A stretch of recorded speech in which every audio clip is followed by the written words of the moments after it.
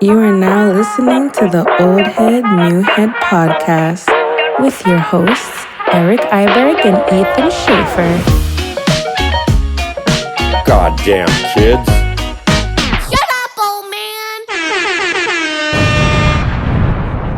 Okay. What's up? I know. Another day in Quebecois. What's up with you? I'm in central Washington right now. We did a rafting trip on the Wenatchee this past weekend, and it's about 1,000,000 degrees here, and I'm in my van on Starlink, so I'm going to be sweating my ass off this entire episode. It has been like 68 degrees every fucking day here. And then the perfect humidity. You don't sweat, but your muscles are relaxed. You're not cold, even though it gets perfect down 50 degrees at night for sleeping. It's fucking wicked. Damn, you got a good setup right there, thanks to Mr. Belanger. But no smoking inside the condo. No smoking inside. But he gave me some gummies today. But he says if I eat a whole one, I'll die. So maybe I'm going to try it out on this podcast. Well, our guest today, we won't get into it yet, but he's coming to us from Europe, so we'll see how long we can go on this one. He's an old person, man. Yeah. It's 10 o'clock at night when we're starting with him. But yeah, let's do our beginnings, man. You're closer to the Rainier. Are you drinking on any? Yep, got one with me. Always got one on me. I'm getting closer to Seattle. I'm going to be hitting my folks up soon, seeing if I can get in there. And what else we got going on, man? We got some merch. We got some GoFundMe. We got big thanks again. Always. I saw another person. I think, the guy who makes the street edits. Oh yeah, Fred. Fred gave us $20 today. Big up, Fred, man. Yeah. So super stoked to always see that. Give thanks to every single person. Much appreciated. Yes. And we should have the Free Skiing Museum up and running at this point. Yeah, that's pretty fun. I'm just harassing them free skier guys for their covers. See if they respond. Work on Downdays. Get some more images. That's pretty. Yeah, it's wild. I don't think I didn't realize there's a lot of shit, man. You know what's hard? Figuring out pro model goggles. I got every pro model ski ever made, but goggles and backpacks and mittens, it's tough, man, to find old catalogs or fucking product shots. Yeah, damn, that is tricky, actually. I never thought of that. Yeah. And pro model poles, I got them all, but I can't find the first ever, the Goody 3 fills pole from 2001. Oh my God. They would split pro models? Yeah, dude, every contract was split equally. They weren't paid Dion got what Bland got. Bland got what LaRose got. Yeah. That's how their contracts were. That's insane. I wonder how that worked out financially for them. In the long run, it worked out great. I'm just wrapping up posting all the Freeze Mag stuff right now. And from 2003 to 2005, I think Candide goes from Dina Star to Solomon to Rozzy, all within a 3-season period of time. Yeah, that's all before he's out of fucking Freeze magazine death. And then as soon as Freeze dies, then he goes corrupt. Oh my God. So yeah, Candide free agent. I'm seeing it in real time as it happened with the ads. Pretty interesting shit. Dude, it's so wicked too, because when those ads came out, he was already on to the next company. Yeah. Right? So when his second year of the Candide Dina Star Pro model came out, he already signed with Solomon. When he finally got his Solomon Pro model, year number 2, he was on to Rosignol. Yeah. Crazy. So I can't imagine that shit anymore. Yeah, I mean, how would the general public even find out? Would they just wait to see it in movies? Oh shit. Yeah, it was that much easier, right? Because if those magazines came out in September, October, November, December, yeah, all you had was the movies and the pictures from the season before showing them in the movies and the magazines, where it didn't matter. First time anyone's really seen anyone is January at X Games. Damn. So even if you change sponsor in the summer or fall time, which was better for the athlete because it's a lot easier to change a sponsor in the summertime than it is December 31st, which every fucking kid has a contract as nowadays. Yeah. It's crazy. That is crazy. Can't be a candy. No. Well, who do we have today? Today we got Nico Zacek. I think that's how you say his last name. But did you know anything about Nico? Have you heard his name when I first brought it up? I actually have, because I tried to get him for two-planker many years ago and was not successful in getting him. So this is a long time coming. Fuck yeah. Yeah. So what did you know about him when you wanted him on your podcast? All I knew is I must have interviewed the guy that builds all his courses, Dirk Schreumann. He runs this German engineering company that builds all the courses, and I was like, oh shit, well let's talk to the guy that runs Nines now, and it just didn't work out. So that's what I knew. I knew that he is the founder and the operator of Nine Nights, the Nines as it's called now, and that's all I really knew. Awesome. Well, I'm stoked for you and me to learn because I know he was in the game as he's our first German. We haven't talked to a German yet, so that's pretty fucking awesome for this show. And so he's the first German pro as far as I know. So I'm excited to learn the early history of Germany of our sport. Yeah, it'll be sick, and it is. I think he podiumed at a U.S. Open once. That'd be sick. I didn't realize he had it like that. I didn't either, but I think there's some stat that he has that I always forget about, and then I'm like, "What the fuck? You were where?" Yeah. So super stoked to talk to Nico. I haven't talked. Last time I talked with him was we announced the 2015 B&E Invitational together. So about a decade ago is the last time we were on microphones together. Damn. Well, I just sent him the new link, and he's a dad, and it's 10 p.m. Germany time, so we will see how long we can go. Let's aim for 2 hours. We can let him out at midnight. Who knows what he'll allow? Maybe we just get him super stoked because he doesn't have any stoked conversation because he's German, and it's just execution conversations all the time. Yes, we did this. Next question. On time. That's great. Woo! All right, Nico's joining.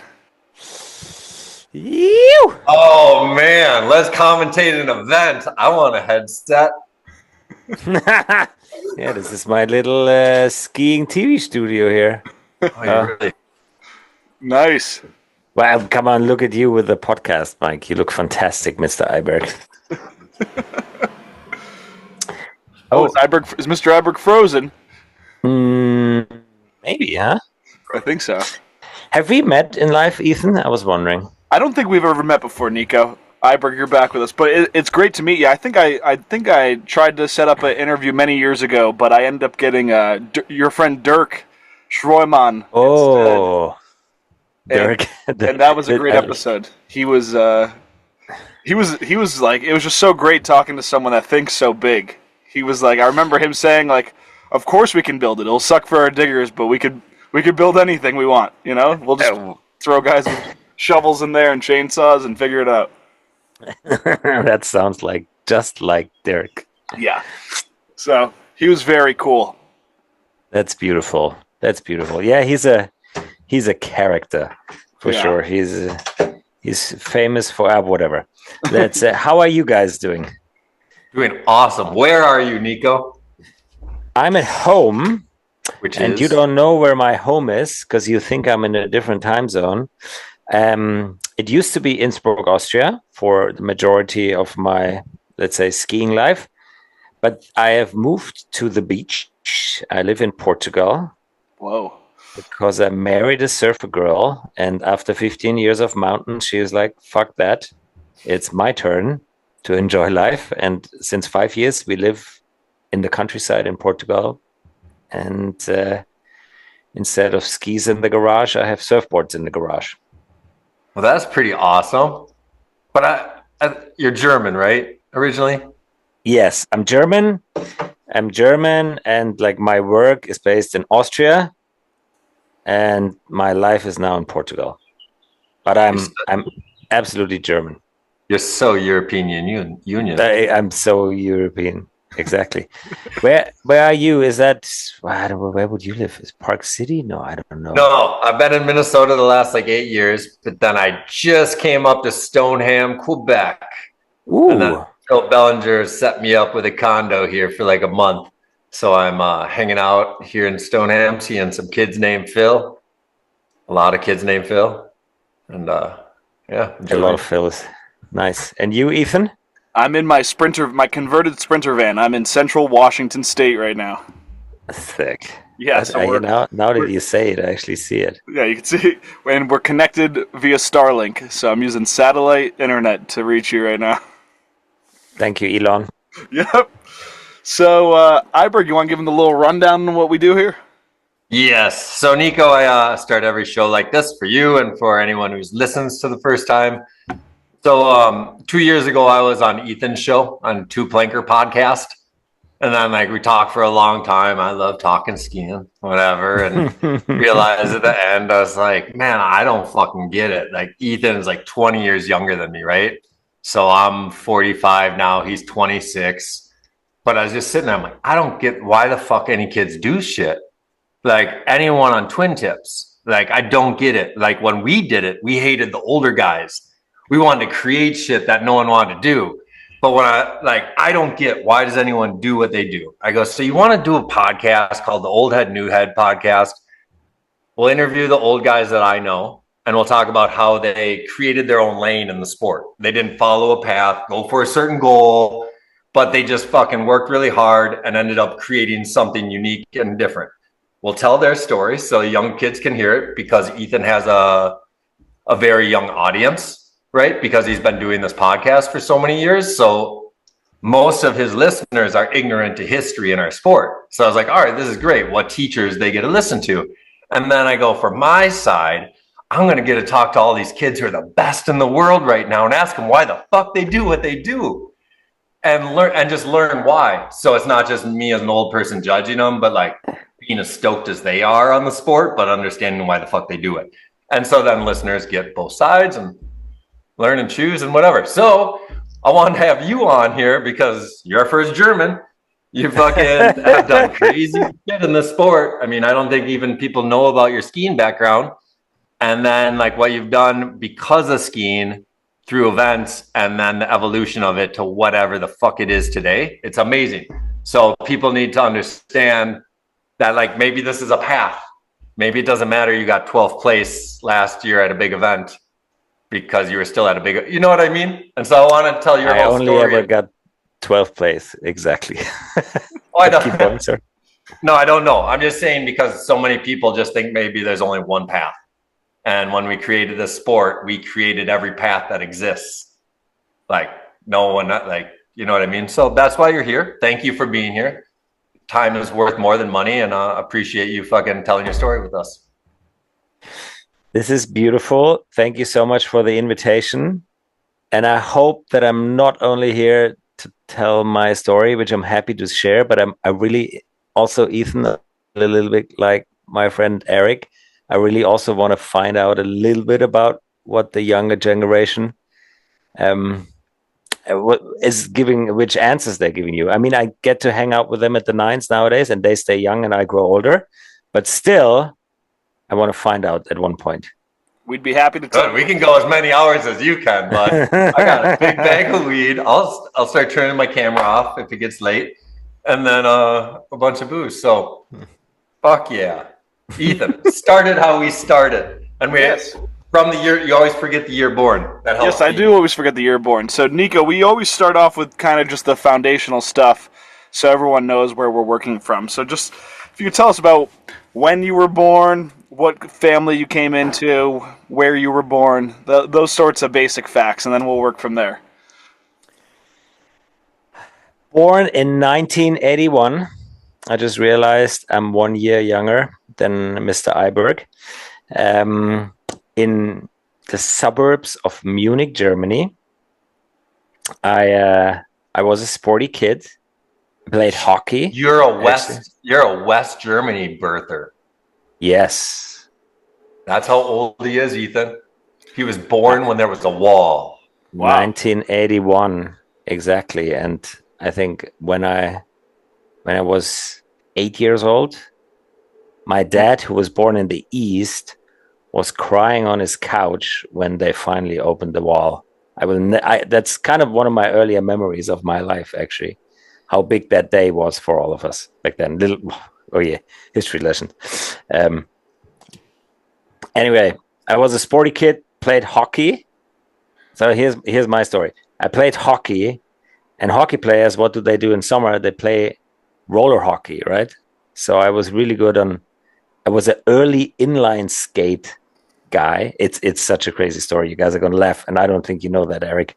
So then I got into aggressive inline skating through playing hockey, and that was less structures, more skate park, less restricted. So I fell in love with it, and I did that for a couple of years. Quit hockey, and I was kind of in the German inline skate scene. I was still young, 16 at the time. And Wait, I need to know more things when you're younger. Do you have siblings? I got a sister. She's 5 years older than me. And then were your parents together growing up? Absolutely. Okay. Absolutely. Dope. Yes. It's kind of not that normal. Yeah, maybe that's why I said it. There's a tragic later in life. Are we talking about that stuff or? Oh, we'll get everywhere. We tangent. We go nuts, man. This is just so you know, our shortest one we've ever done is 4 hours. No, we've done an hour and a half before. I know. I'm just trying to poke them. don't want to scare them. Eric has been warning me for months now, I would say. It's out of respect, I don't want you to have to cut it short. Your story. I mean, think about how little time you have to tell your story. Yeah. But now here comes the first fun part of the story. So I got an inline skating, and then I get a call from ISPO Munich. ISPO Munich is a giant trade show. You guys have do you still have it? The SIA, or what's it called? No, but we don't have it like we used to. I think there's something like it. But that was a big thing in the sports industry in Munich. It still happens now, actually. It happened for many, many years. It was like the biggest trade show of the world at the time, and when it came to sports, and also winter sports was a big part of it.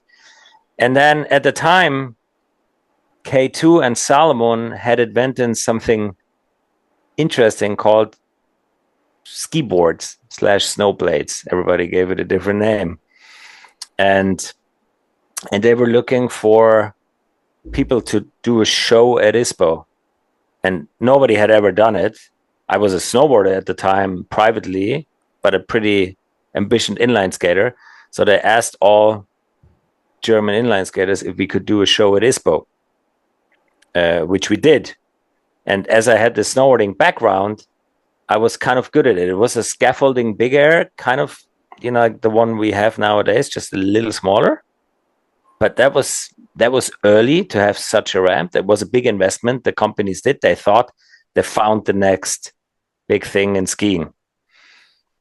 And that was 1997, 1998, Eric. And you. So at this point, just out of curiosity, wintertime? Are you doing moguls, aerials, snowboarding, freestyle? Snowboarding, yeah, I could do a backflip on a snowboard. So no skiing at this point. I skied up until I was like 13, and then from 13 to 17, these years, I know skiing. There was no twin tips at the time, so skiing was boring. So I snowboarded. I was a freestyle in my heart, so I had to go snowboard. I was just thinking because like 97 and 98, I was 17 and 18. You're 16 and 17, but that's the year State of Mind comes out, and then Degenerates, right? So 99 is already on 13. I hadn't heard of that ever at the time. Maybe being in Germany, not having YouTube to just look at it, I did not know about this. I didn't. So there's no magazine influence, no German free ski magazine. No, I had never heard the name JP Auclair at the time. Hadn't. just got this weird phone call from K2. And then I had one, and then I stumbled through this. I stumbled into a gnarly year. Like, I was weirdly, because I had the snowboarding background, I could just do it really well. And they kind of signed me. Like, I didn't have sponsors or anything. I also not in inline skating. But I got, within like 2 weeks, I'm not joking, I got kind of part of a big campaign of K2, and they had Sony, Volkswagen, all this backing from sponsors. And within like 2 weeks, I was a sponsored athlete. I got a VW van in front of my house because I think I just turned 18, so I had a license. It was crazy, super crazy. So you were a sponsored ski blader in 2 weeks, boom overnight, coming from a recreational snowboarder and having fun inline roller hockey aggressive skate guy. Absolutely, from one day to another. Were they paying how you much? for just So you're sponsored. How much? You're getting a car and product. Do you get a $4,500 a year? Got on top salary. And are you still in high school? I'm still in high school, yeah. and we did shows, and they were paid. Like, I don't know. Maybe I made. What were your shows? Was it all artificial surface and tricks? Was it? No, all snow. Okay. All snow. It was okay. You guys want to talk details? So Salomon was the big one. They did snowblades. Yeah. And at the time that I'm going to mention so many names now that you know that did it with me. Like, I came from Germany, and then from the US, the same thing happened.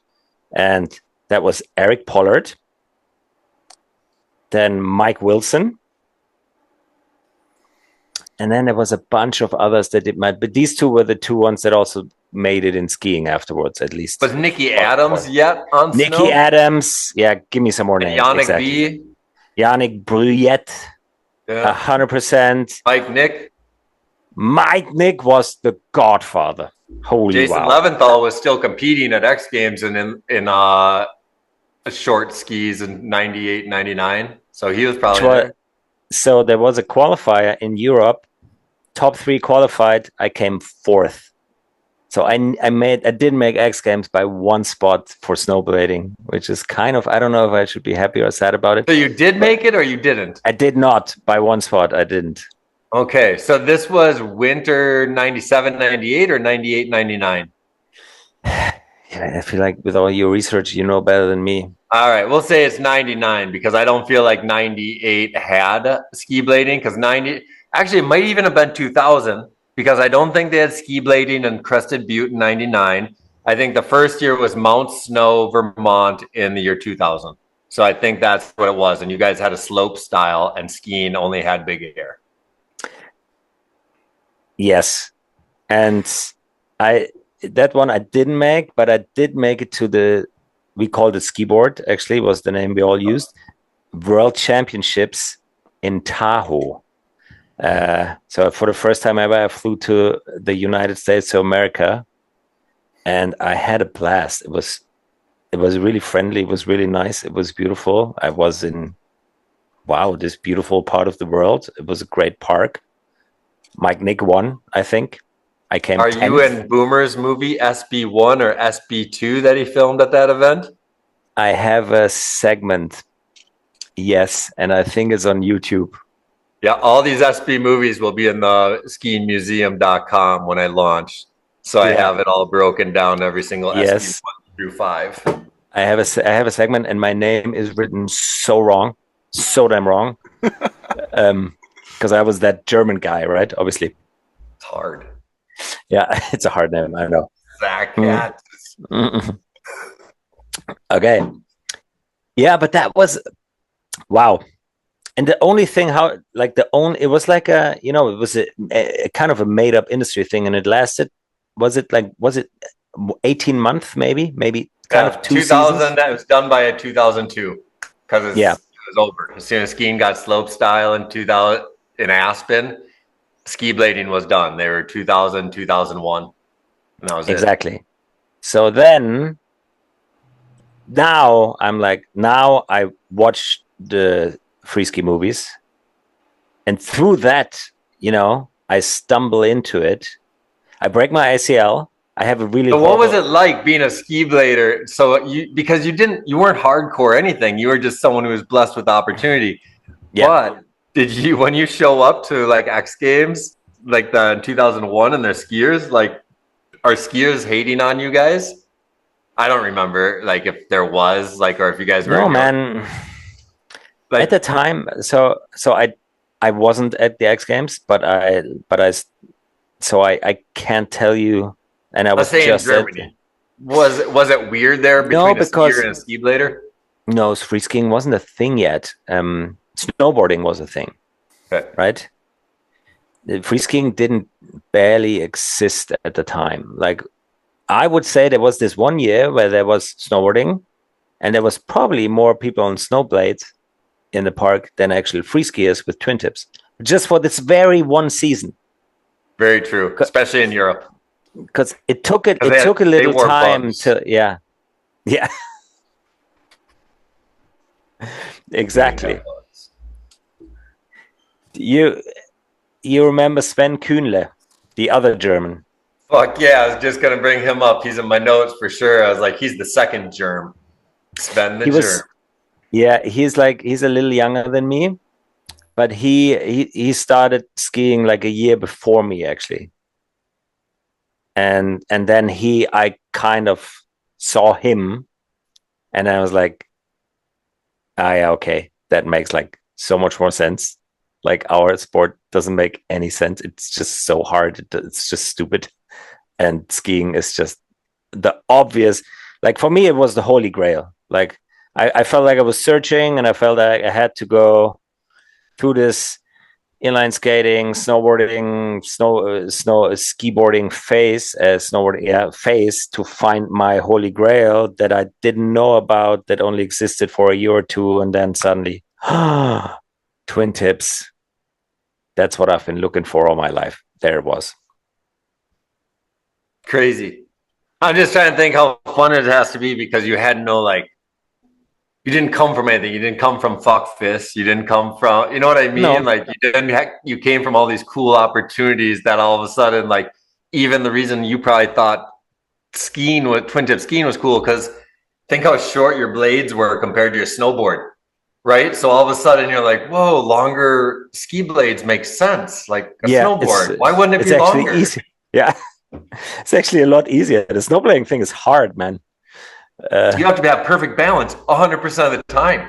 When you land a big jump, man, like it's so fun. Like when Henrik would only ski blade, like when he did ski blade edits at Mammoth early on, I'd always just be like, yo, that's the illest fucking way to train.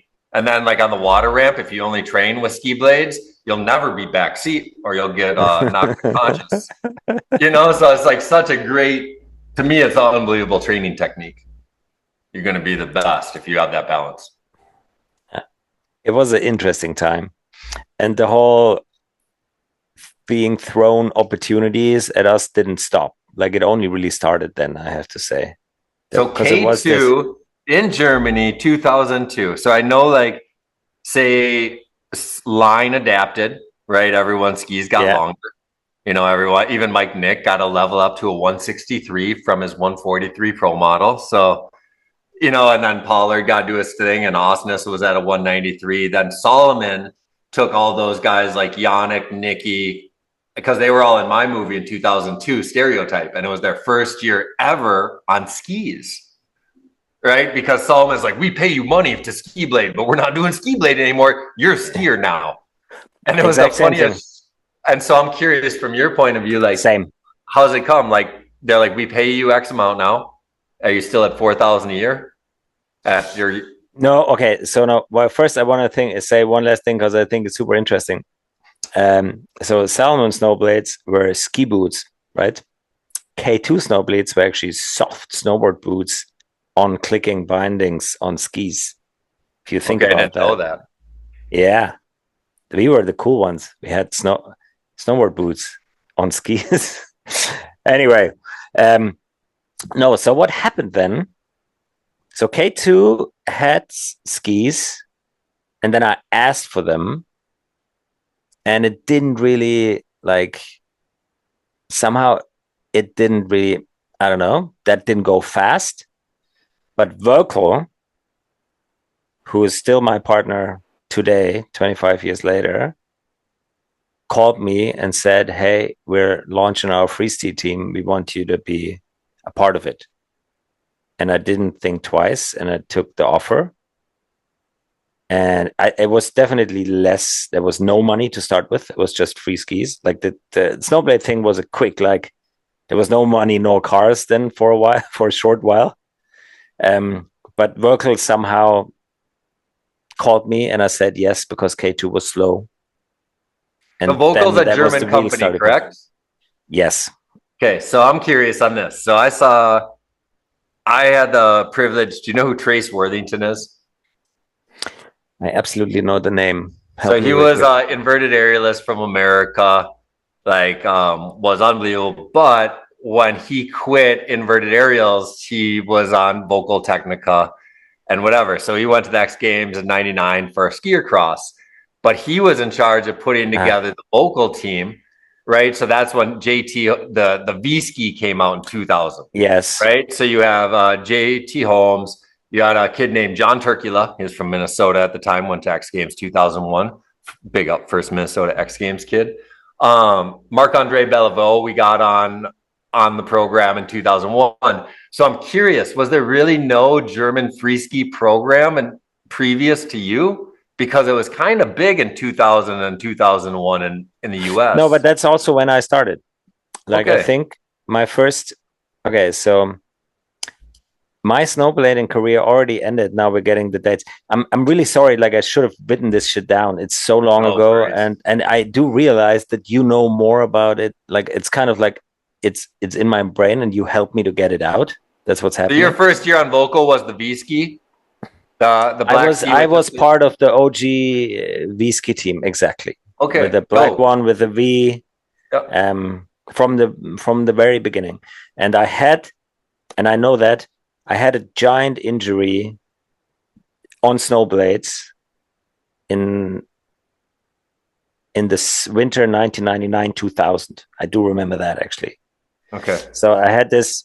My snowblading career ended with me rupturing the back ACL. What is that? The MCL, the one on the back. There's an ACL and an MCL in your knee. The one that sucks more too. I think I broke all of them at the time, in the peak of my snowblading career, which lasted 1 year. And after that, I never went back on snowblades because that second year I was out, more or less. And then I came back the season after on skis, which was then 2001, 2002. Okay. Or it's like 2000, 2001, actually. Yeah. And then I was right away part of this V-ski team, which is from Germany, right? Yeah. But I hung out quite a lot with JT Holmes, with Bellevue, with these guys, and we had some more. We had Nick Draxel. Oh, I forgot that name. I thought I knew him. Yeah. All. Yes. And then we had a bunch of Austrians and Germans, which didn't end up, let's say, making it a living or whatever. But I was on that from the very beginning, and the product and stuff always came from Germany, so we were quite involved from the beginning, I would say, in developing these skis. Actually, no, because the Vocal went hard at the beginning. Like I remember, said diversify, like from the JT to the Marc-Andre, like to the John Turkula, to I looked at it and I was like, oh man, it was a different approach than like a Fisher or whoever the fuck else was doing it at the time. And it's interesting to hear it from the Germany's perspective person. Because then I'm curious, right? Like as someone who had no influence, you're the influence now, right? Yeah. So like you didn't look at anyone. So I'm like all of a sudden you're the biggest fucking skier in your whole country as far as twin tip goes. Yeah, because that was easy. Like there was only Sven Kühnle at the time. But he wasn't even around yet. Like I didn't meet Sven until he came, was it 2003 to Mammoth? It was awesome, dude. Best experience ever. I put him in a weed dealer's house, and he woke up in the morning and there was 50 ganja plants, and he thought he was just like in the worst drug house ever. And then like it was blue skies and 50 degrees outside. And he's like, "Are we going skiing?" We're like, "Dude, it's way too windy up there." And never in his life has he been in 50-degree weather with blue skies in California. Couldn't comprehend why we wouldn't ski. And then he doesn't smoke or drink. So it was awesome. I love Sven. Thanks for that memory. Yeah, he's special. And he now has a super interesting life. If he hasn't been, you need to take him on your show. This guy has gnarly stories to tell. You should do it. Yeah, I agree. There's so many fun ones. Ethan, I'm sorry, but there's a lot of us old heads here around. I recommend Sven. He had one of the most gnarly experiences any of my friends ever had in skiing. And you have to find out yourself. And then afterwards, his post-career is so interesting too. So go for it. Sounds good. I'm down. That's pretty cool. Hey, I have a question really quick while we're talking about this time period of your life. So you got that snowboarding, or no, what is it? Ski boarding sponsorship, like right at a very big transition point in your life. Like you're finishing school. Yeah. Were you always planning on being an athlete, or did that change your direction in life? Oh, that's a nice question. So you're right. It was my last year at high school, basically, and then as this happened, and suddenly I met.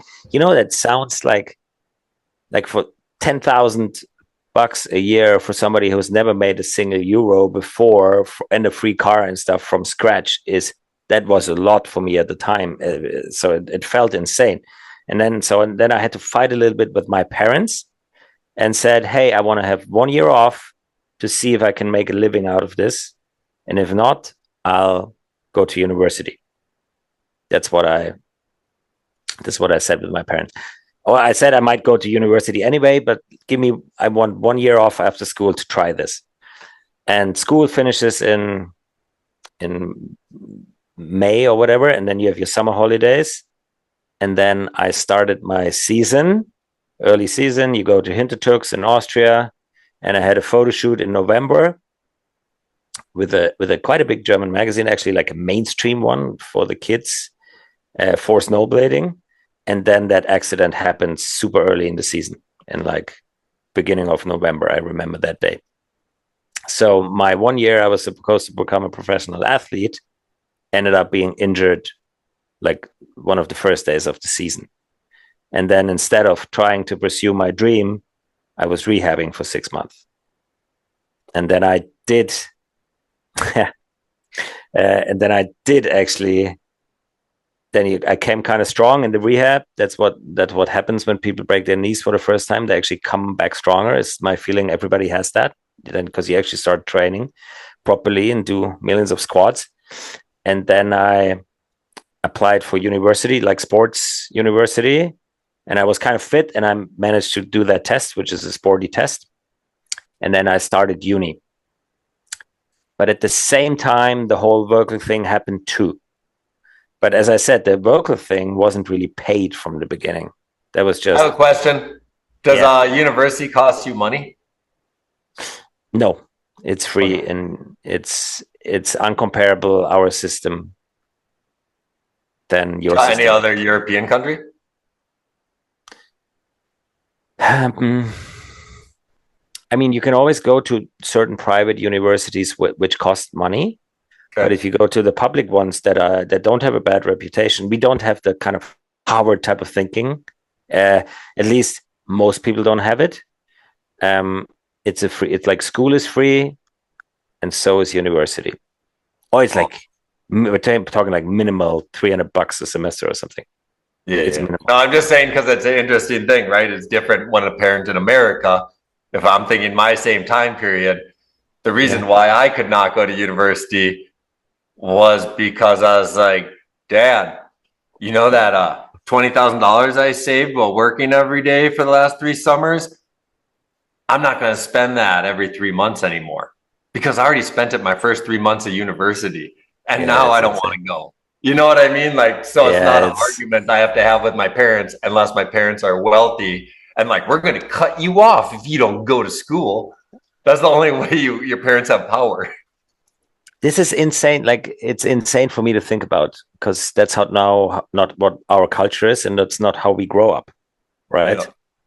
So that's a whole other topic. I Yeah, guess we no, but stick it's just to fun. I skiing, want but to yeah, relate that. So when kids are listening to say American kids or something, it's a little different because most American kids are in a position where yeah, their parents provided opportunity, a lot of financial opportunity to be involved in this luxury sport of skiing for their teenage years. So a lot of parents, if the kid asks at age 18, like, give me 1 year, mom and dad are like, I just put $30,000 a year into your skiing for the last 4 years. Now it's either I can do another 40,000 a year for your university and you're not going to get injured, or I can put another 30 in and you better become a fucking pro or represent the Olympics. You know, so wow, it's totally soccer mom mentality now because it always was that investment, even in our generation. But the parents only invested for the concept that they saw their kids putting effort and passion into something. And that alone was a great investment for a mom and dad if the kid can put extra effort in. Now it's turned into like, oh, you can win a medal, you better win one, and mm. or make money because Is they're that a starting big to wonder topic what when you speak? huh? Sorry, is that a big topic when you speak to the younger generation? The whole being able to afford becoming a pro skier. Yeah, because most of the younger generation doesn't understand how you can afford to do it, right? Because their parents put X money into them, the traveling, all these. The last kid we talked to, his dad supported his whole World Cup tour. He traveled the world, not on a national team, but as an American, had to pay his entry fees, his travel, his lodging, his food, and he went to every World Cup. Can you Wow. imagine? And so, like that investment, you either have a parent that knows it's just an investment for love, but if you're really looking for your ROI, it might not exist. I mean, what will make the kids out there a little jealous is that at the time on my snowblades, all I had to do was a 720. Like that was, I don't have to tell you that, but that was a huge trick, right? That was like mind blowing. Backflip mute. If you got You that, can't compare you're modern to sponsored. back then because when Yeah. you invent something and you do something that you haven't seen before, it was the idea that your whole career and livelihood could end when you blow your knee. How many people crashed every single day of our first 5 years of the sport? And every time they crashed because of a visualization of a trick, their career was potentially over forever. Hmm. I got handfuls of friends that fucking crashed learning a trick and they had to stop skiing forever. Well, it really nearly happened to me, but that first injury was bad. It was nearly a 1 year break. And it was a rodeo 5 mute. On ski boards. Exactly. Don't ever try that at home, Oh, you got kids. land. Perfect. Okay, where were we? We are at the transition to skiing. So I was just getting all stoked Yes. on your role with Vocal because I thought it was cool. That's a German company. You're our first German. Like you're at the epicenter of the start of our sport with a company that's starting to get involved in our sport. So what is it when you start skiing? Is there expectations? Are you in movies? Do you need to create movies because edits weren't a thing? Is there big enough contests at this time? Or do you have to go, is it only about US Open and X Games? Or I don't think Euro Open existed yet. They get started a couple years down the road. But what are you doing as a German in the early 2000s playing your role in like developing the sport? Are you doing contest full tours? Are you filming what? So we did shoot movie segments. That was the main thing. And who would you shoot for when you were at that time period? So there was two different things, but it was the same production company. So at the time, the company was called Broken Radio Films, run by Moritz and Max Garhammer, which is Sepp Garhammer's cousins. Do you remember Sepp Garhammer? Yeah, he was also part of the Berkeley team. He was a Swedish guy. Okay. Sebastian Garhammer. and his cousins, both sons of, let's say, the equivalent to a European Glenn Blake, Futzigahammer, like like a old freestyle, aerial moguls, kind of a big guy who did the Olympics. That's equivalent to Glenn Blake. No, Glenn Blake's it's a little. It's not from a European perspective. He's pretty famous. Like my parents would know the guy. Okay, for sure, because he was like whenever there was like old school freestyle on TV, it was him at the time. And his sons started doing movies, and these movies were seen. We had at the time, I think the inspiration for the European kids came more from the European movies than from the North American movies. So who was your inspiration then? Like if you were filming, like was it just your friends beside you, or were you watching other movies of other Euro kids? Or how are you getting inspiration to try shit? Are you riding with snowboarders? Are you I think magazines is the answer. There was a lot of Euro magazines back then. I think it was the magazines. And what you have to understand is that in the European scene is pretty split into German speaking and French speaking at the time. Or still, I think it has never changed, honestly, until now. There's a huge gap between the countries. So there was the French magazines and the French scene. There was the German speaking, which was us. And then once in a while, we would also get our hand on like, when did Freeze magazine start? Help me. 97 to 2005. Exactly. So that we got our hand on Freeze magazine somehow. I would say ISPO. I'm not joking. Okay, that's the only place they could enter at that time period. Yes. And in these magazines back in the days, there was a lot of sequences actually and trick tips and stuff. You remember we had sequences was a thing. Like they were the illest, man. I was looking at all the old Japanese magazines, like Generation X. This was like my holy grail in life. It was like sequence for 50 pages long. Yeah, exactly. Nobody does sequences anymore. It's such a shame. They were like the coolest thing ever. Because that's what it was, the best slow motion rewind, right? It's before YouTube. So if you're staring at a sequence, you could actually learn rotation from another person that you couldn't do it. And then you could visualize that shit over and over. Like there was no other way to learn a trick that you never saw before. So in like the late 90s, early 2000s, it was still film, early digital. So would they just like have one of those ones that would just burn through a whole roll in one click of the button? Yeah. That's fun. You still had that?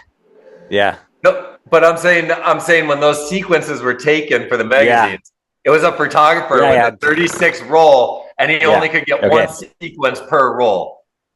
Sorry, I didn't get that. Now I understand. Undeveloped. Fuck yeah. That's what we did too. And then we did the same thing. So I was super active from the very beginning. I was, on the one hand, I was involved in a magazine, which is called Skiing Magazine, which still exists today. And it used to be the biggest German-speaking magazine, the only really big one, I would say.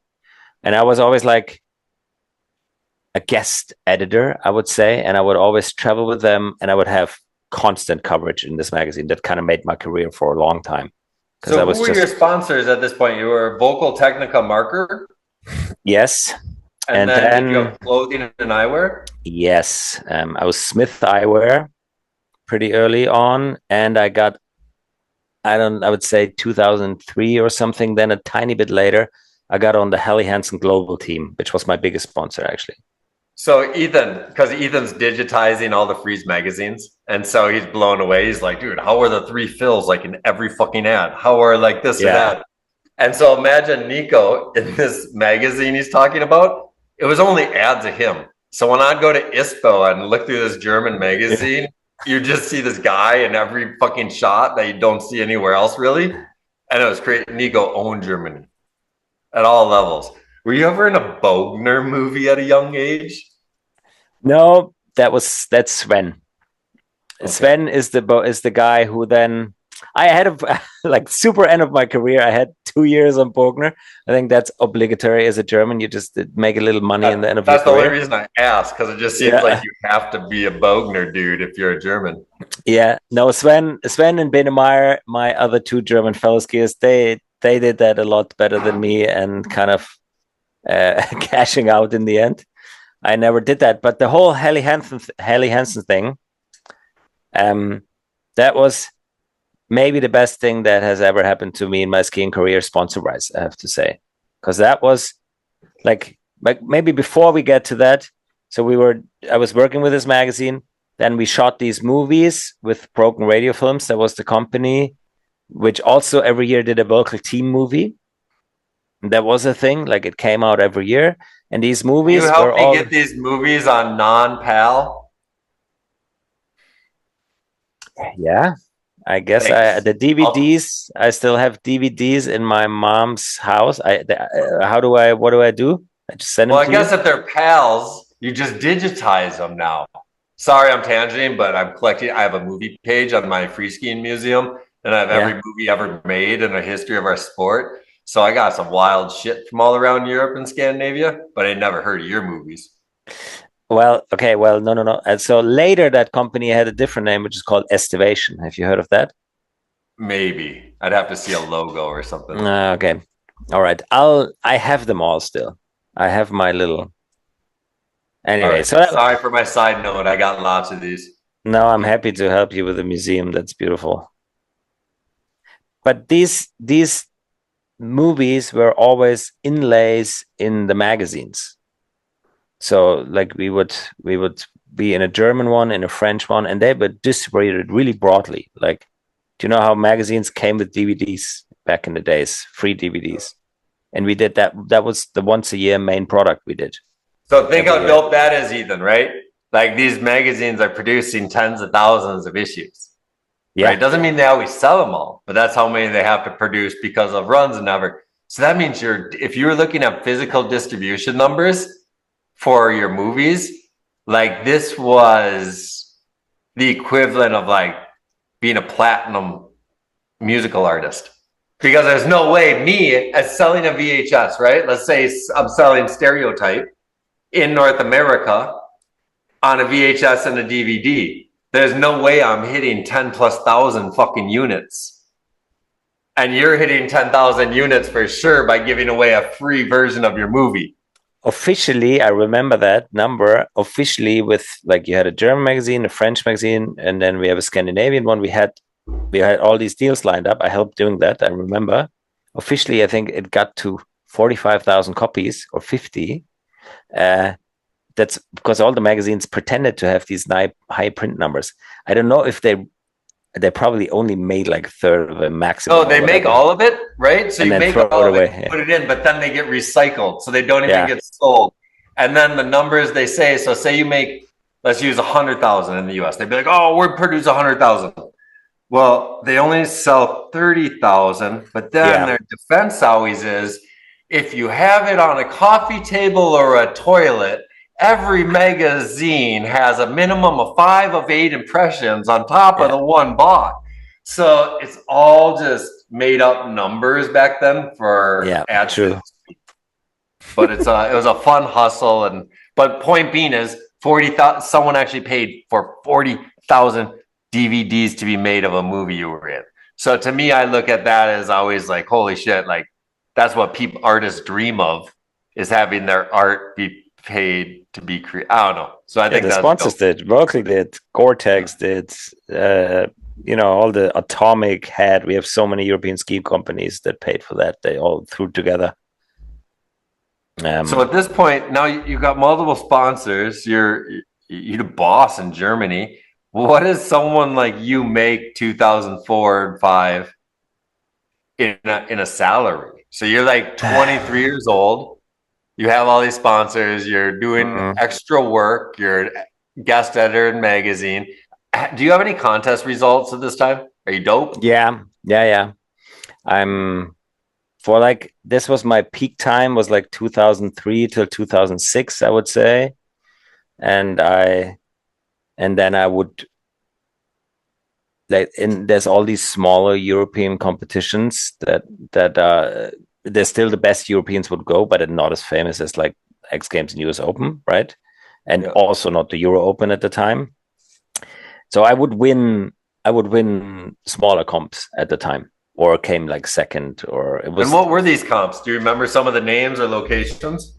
Yeah, so one of them that I won twice is called the Engadine Snow in St. Moritz. Okay. Would you know it? No, I don't. Probably. But no, so how much do you win, like in a contest like this? That's smaller. How much? Yeah. Well, we split prize money at the time. Okay. You make finals and finalists split. This is actually a beautiful story, and we did that for years because it was always the German thing. No, German, Austrian, Swiss, like that. You know, we were the small. Austria, Swiss are the bigger mountain countries. Germany is the smaller one. Yeah. And we were like the top guys, and it was a friendship thing. Like we would split. You know, when let's say you could have won 4 or 5 grand for first place. Okay. But then if you make finals, top 10 make finals, everybody makes a grand. That's cool. We all had a great weekend. Let's go home. That was a good weekend, right? That didn't happen. No, I mean, that makes sense at that level, right? Yeah. Like if you guys are just like all traveling not too far, but you guys could know you all could be winners at the end of the day. So yeah, we all shoot the movie together. Like we're all friends. This is a beautiful episode that lasted for a couple of years until an Australian kid called Russ Henshaw entered the scene. He wasn't splitting the money. Austrian Open, by the way, was one of the main comps we had that still kind of existed a long time, and now is morphed into the Stubai World Cup.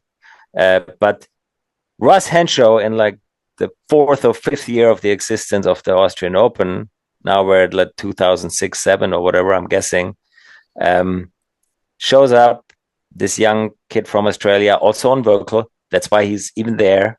Like, so we kind of bring him in. And then the first time he shows up, he still comes 5th and is like, oh, okay. But then the next year he's like unbeatable, like a whole new level above us. And then we all go to the finals and we all want to split. And he says, no, I don't want to split. And we were not happy. No, that's nuts. So your Austrian Open, the first 5 years of its existence, everyone from the German-speaking areas came together, said, we love each other. Let's win together. Then the sport gets so big that a kid flies in from the southern hemisphere on the place. If you drill a hole through the whole earth, that's where you end up. And then he comes over and says, fuck you, creators of this event. No, I'm going to take that money. And he did. And we had no chance against him. And he, ever since, no more prize money splitting. I love Russ Henshaw. Love you, buddy. Still, you destroyed you destroyed the prize money thing. And he was like 15 at the time. Okay, that makes it bad. If he was like 17, but you already made so much money to fly to the other side of the world to be a prick. No, he didn't really make money at the time. So he was just. Oh, but someone brought you to the other side of the world. Yeah, it's a local guy. So our team manager. I'm just saying, like 15, but I get it. Like, I'm just saying the culture. What I think is interesting about your story is the sport got so big that cultures were like, it was cool because you were trying to look for more events to do, right? Because like there is so many cool opens. You had the Finnish Open, you had the Austrian Open, you had like every country almost French. Yeah, everything had a whole scene that they probably had not as core and cool as you just said, but at the same time, it was just their culture people. U.S. Open was just a beast.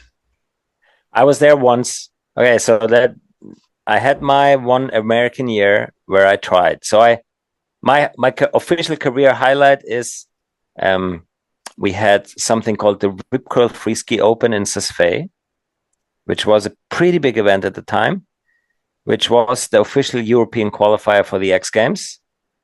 And I ended up 3rd behind Jon Olsen first, Henrik Winstead second.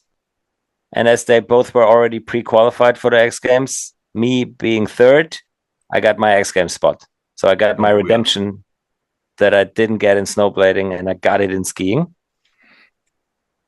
And one time, I managed to go one time in 2004, and I think I came 14th out of 16. In slopestyle? Missed the rail, yeah. Cap 270, I remember. Missed the rail twice. I did the trip. I was a travel group with Laurent Favre. He was my friend. We shot for the same movie. We were really close together. And then Jon Olsen, the Euros, and Lars Veen. I don't know if you remember him. Lars Wien, the wiener. Lars Wien. Another gnarly story. Do you know his story or? Yeah, I was at Mammoth. I saw it. It was hilarious. Fuck. Okay. So that was my. Not about it until you just brought it up. But yeah, I'm sorry. I'm sorry. I hope he's doing well. Shout out to Lars. He broke his back and ended up being paralyzed in a wheelchair. And you were there, Iberg? Yeah, he overshot the last jump at Mammoth and over-rotated. And yeah, it was nuts. Like I was just skiing up and then nuts. I don't know the exact story. I wasn't there. But he was my friend. He was my vocal teammate / travel buddy for this 2 years for the international events. He was a great kid. Yeah. We had a couple of years more contact, and I remember he was doing well, and then he started race car driving with his hands, and he got really into it. But I haven't spoken to him for 15 years. And where was he from again? He was Swedish? Lillehammer, Norway. Okay. Well, shit. So you're fucking superstar. Did you go to the Open as well that year? Yeah, and it was funny. And at the Open, I did them one time. And at the Open, I did the exact same run that I got third with in my Euro comp. And I got all my tricks, which were, I guess, good at the time. And I qualified for X Games. And then I came like 29th or something with the exact same run.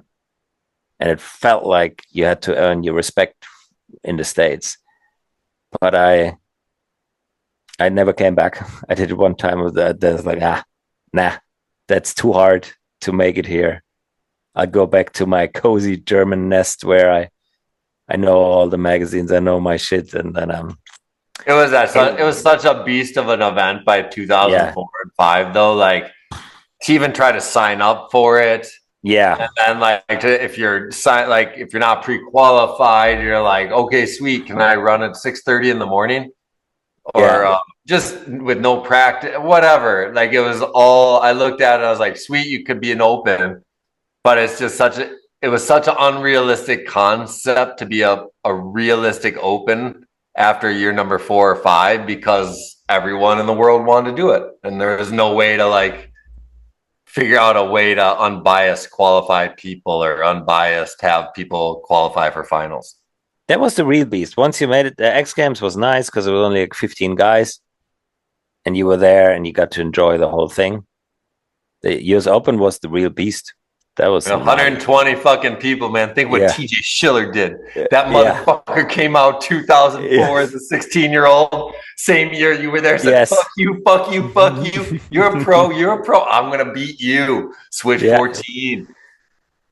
And he did. Wicked. And he did. Yeah, but he was North American, you know. And then throughout all of this, I had my Helly Hansen times, and that was cool times because they got me to North America regularly, but not to compete, but to shoot for movies. So this was your first movies outside of your original film crew? I didn't really have much, right? I have my moment in Teddy Bear Crisis, which is maybe the highlight movie-wise ever, because I love the movie. I have like a small segment in it, like I have 6, 7, 8 shots, but that was, I guess. Did you get a shoot with Osnes or with Henrik? Osnes. Awesome. I was a part of this insane intro shoot in Stockholm where we all had these masks and these psychedelic animals, That was cool. And then I stayed in Chris Osnes's house for a month in Utah. And we went filming. I got to do Utah backcountry. I got to do sledding for the first time in my life, which was so fucking gnarly for me because I'd never touched a sled before. Who did you ski with when you were with Osnes in Utah? So it was all Helly Hansen crew. Mike Wilson. Okay, so he's going to be someone that's going to hit anything Osnes builds. Yeah, we did Pyramid Gap, for example. Okay. I never did chats, but I did Pyramid. Then Niklas Karlström, Swedish. Yeah. He had like a forefront pro model for like a decade or something, I think. Yeah, right? There you go. TNK. Henrik Winstedt. That was my crew. And I was actually the street guy. I did urban in Utah. I liked street, actually. I did the streets of Germany, Munich. We have snow, right? We used to, or we have.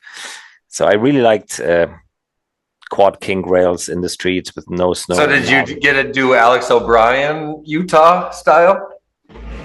Who was your photographer when you did street in Salt Lake? Fuck. Alex had to have been your guy if you're with Osnes. But the Helly Hansen guy's photographer name was another guy. Okay. And he was fantastic. And he was so good. He came from snowboarding. I was so proud to work with him. But I don't remember the name. I think it was I also stayed in Sage Catabria Losa's house for a couple of nights in the bedroom in the downstairs. Did you get to ski with Sage? No, but I party with Sage. Good. I wasn't.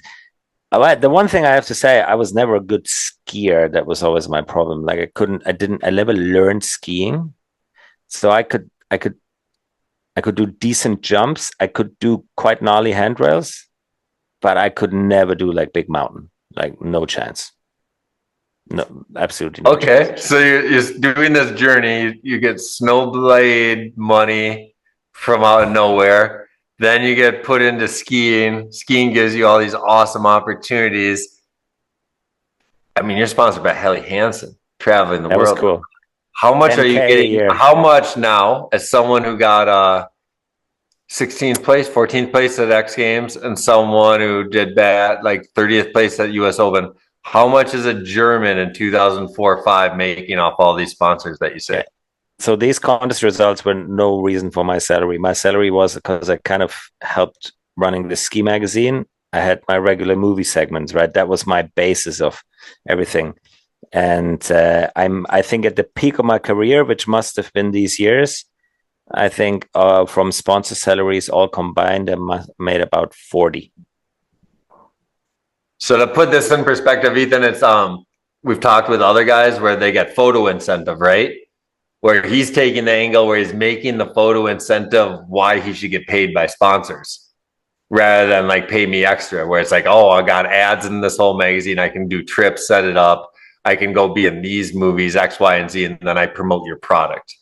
So it's like, I think it's fun to hear your angle because I don't think anyone else had that angle in 2004. I was a marketing guy. I always understood the game, or I kind of created just my opportunities. I was never a good enough skier really to make it. But what's what would you have expected? Is the 40 a number where you feel like, yeah, that makes sense? Totally makes sense. At that time period, when I look at like say 2000, like I don't know, I know what most of the guys were making 2004. And then, like, to me, I was just like, well, like, kids would dream of 40,000 right now, just so you know.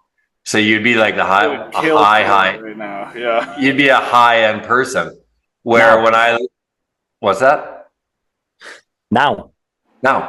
You'd be like top 5% of all paid skiers, but definitely not top 1%. The top 1% is still killing it. No, but I'm just saying, to make 40,000 in 2004 is epic. No, it was good. What I'm saying is that's kind of what I expect because you're German. You own a market. You're from where the market, Yeah. like you work with certain companies. So that means you actually probably move more product in Germany to German people than we cared about in the rest of the world, right? So you fulfilled your niche because you were a German that traveled the world, but then that's why you can sell this great German product, a Volkswagen, a fucking Volkel ski. You know what I mean? So, and this is huge because it's like what I preach now to the older guys, like even Phil and Henrik. I'm like, how do we make sure that you can make money in a 2 hour driving distance every day when you're older from what you did? And so we look at it long term now. Their biggest impact is the people they can physically touch. You know, and you figured that out in the beginning, but everyone in the beginning had www dot something. So we all feel like we're part of the world fucking scheme of things. We global. We have magazines, make movies, download in every country. Not even a thought that I would care about what I could sell in Minnesota. Yeah. True. So I think the bottom line is that the world was much more segmented at the time. I think it was a big one. yeah, no, and you had a privilege, man. Like skiing has a culture in Germany. And it has a way people that communicate German to German are always going to be better friends in business. You understand it. Like it's just so if you can be part of that society, like no one I know can go into a German company and be equal to a German speaking to a German company. No, for sure. For sure. You're absolutely right. It's funny. It's funny. Sorry about the German accent, all listeners out there. I apologize. Been trying for a long time to get rid of it. It doesn't work. You have a different German accent in the West than the East? Oh, yeah, big one. I'm from the South, actually. You're Bavarian. I'm Bavarian, obviously. It's where the mountains That's what I would call myself if I was German. Like I always say I'm a Minnesotan. I don't say I'm American, even though you can't spell America without Eric. But Minnesota, yeah, that's what I claim. So what do we got, Ethan? We're at Nico figuring out fucking his own thing, making his own. But now it only really starts. Now it only really starts figuring out their own thing. Well, no, it did right now. Like everything you've said is your own thing. Someone paid you to be something that like you didn't even know you should be, but you were. So that's your own thing, right? You couldn't even have told your parents a year before that you were going to be paid to ski on short skis. So that all of a sudden happens over a year. Then all of a sudden, it's a story of self-awareness too. It's like, yeah, I'm the marketing guy. I'm not the best in the world, but I'm going to be in your magazine and sell your products. And here's what I also preach. I make sure like, and so you learned it young because I tell Phil and Henrik and every skier I deal with, I go, you're not a professional skier. You're a subcontracted marketing agency, and your name is popular enough to move these fucking brands that sponsor you because sponsors sponsor poor kids in developing areas. You are a subcontracted marketing company that's ill as fuck, and you represent one person, and you don't have a big employment fee, you know, because you don't have all this. So I've spent the last like 5 years just trying to tell all these kids, like, quit thinking you're a pro athlete because you're not professional, because you don't work for the companies, because you don't get healthcare. Second, understand like they can fire you at any moment, but understand you're the only marketing company in the world where the company that's going to hire you is going to spend a lot more money marketing you than you will them. So it's like, dude, it's so fucking ill. Skiing is awesome. Nico, how did you come to that conclusion, like as a young man? Because it seems like you knew that from the start, that where your power and money would come from. Was it just through like experience, trial and error? My camera. Also, Eric Iberg's camera's dead, but he's still here. Yeah. It goes in and out. Oh, that's sad. That's sad. I want to see Eric. I'll be back. Don't worry, I'm staring at you, my friend. Okay. I think I didn't know at the time is the answer. I think I was just actually there's a little bit of a life story that I didn't talk about because it has nothing to do with skiing. So I think I was a rather shy kid. But then in that year that I broke my ACL snowblading, and then I had this half year off to rehab, I spent it on Ibiza, like a holiday island, and worked in like a We say holiday Ibiza in America. Ibiza, Yeah. Ibiza, and there's this holiday destination club which had a skate park, and I rented skate park with my inline skate lessons, and there was like 1,500 German kids that all just finished school. I just finished school that were my age, and I would go to party after school in summer. And I spent a whole summer there of 6 months.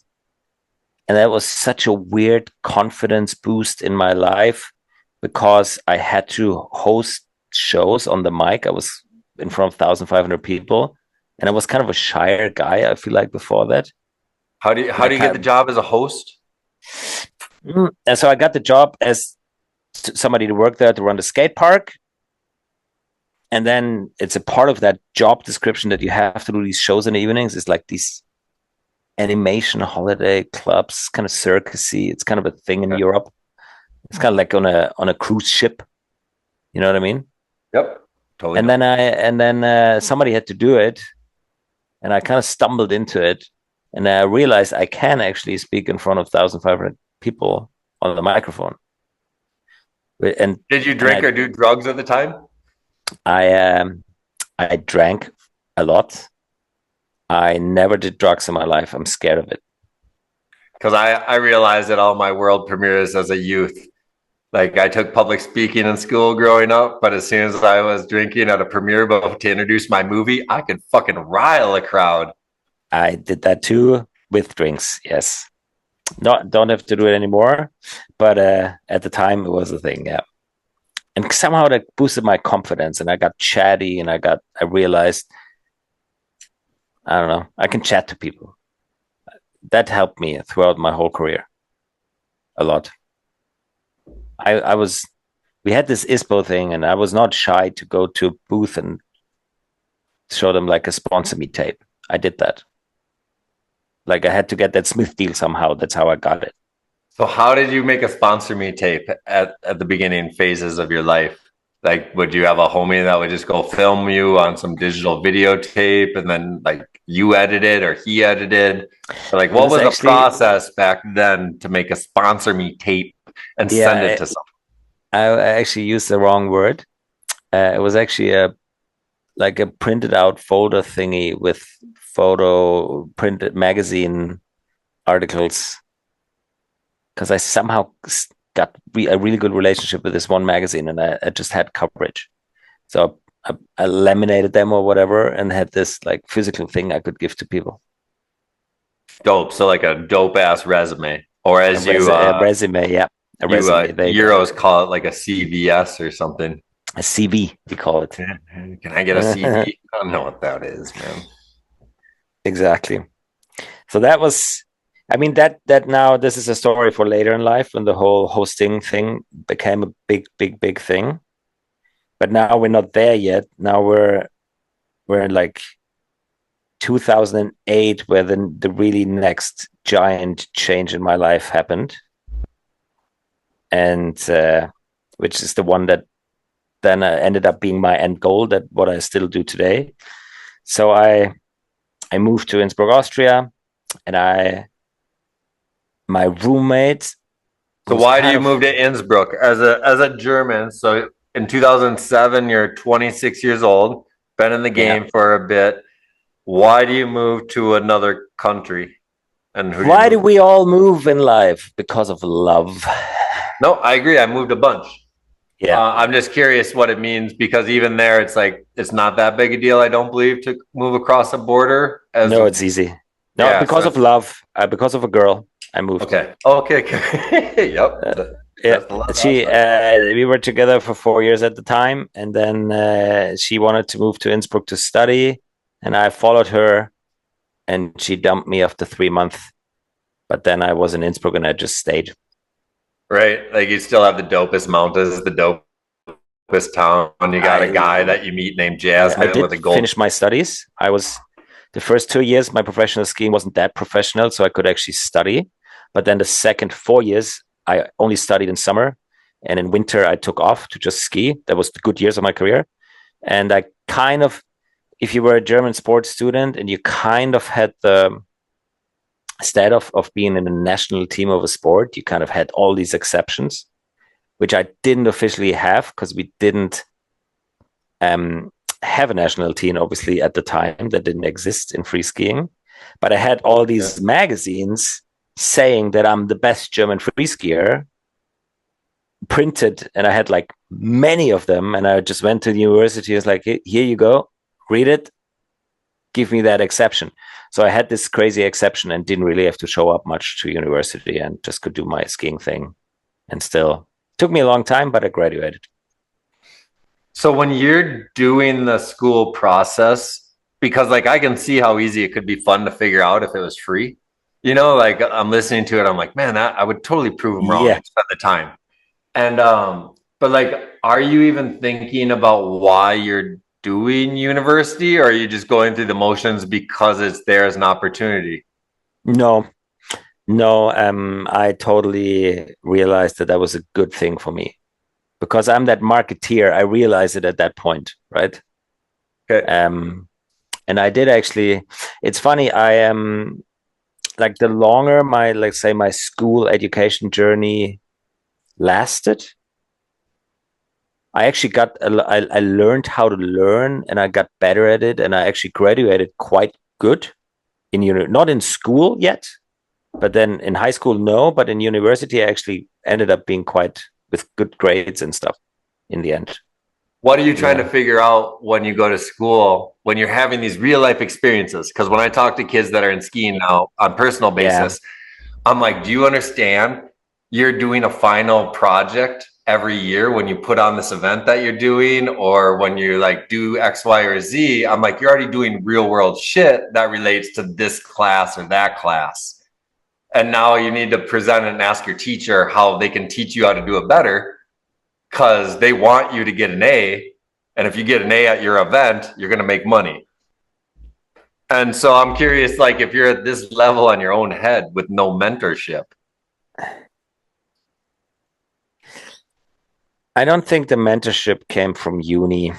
I think it came more from the sport and the relationships you made and the team managers and the brands and I don't know. Then at one Here's why I bring it up again, though.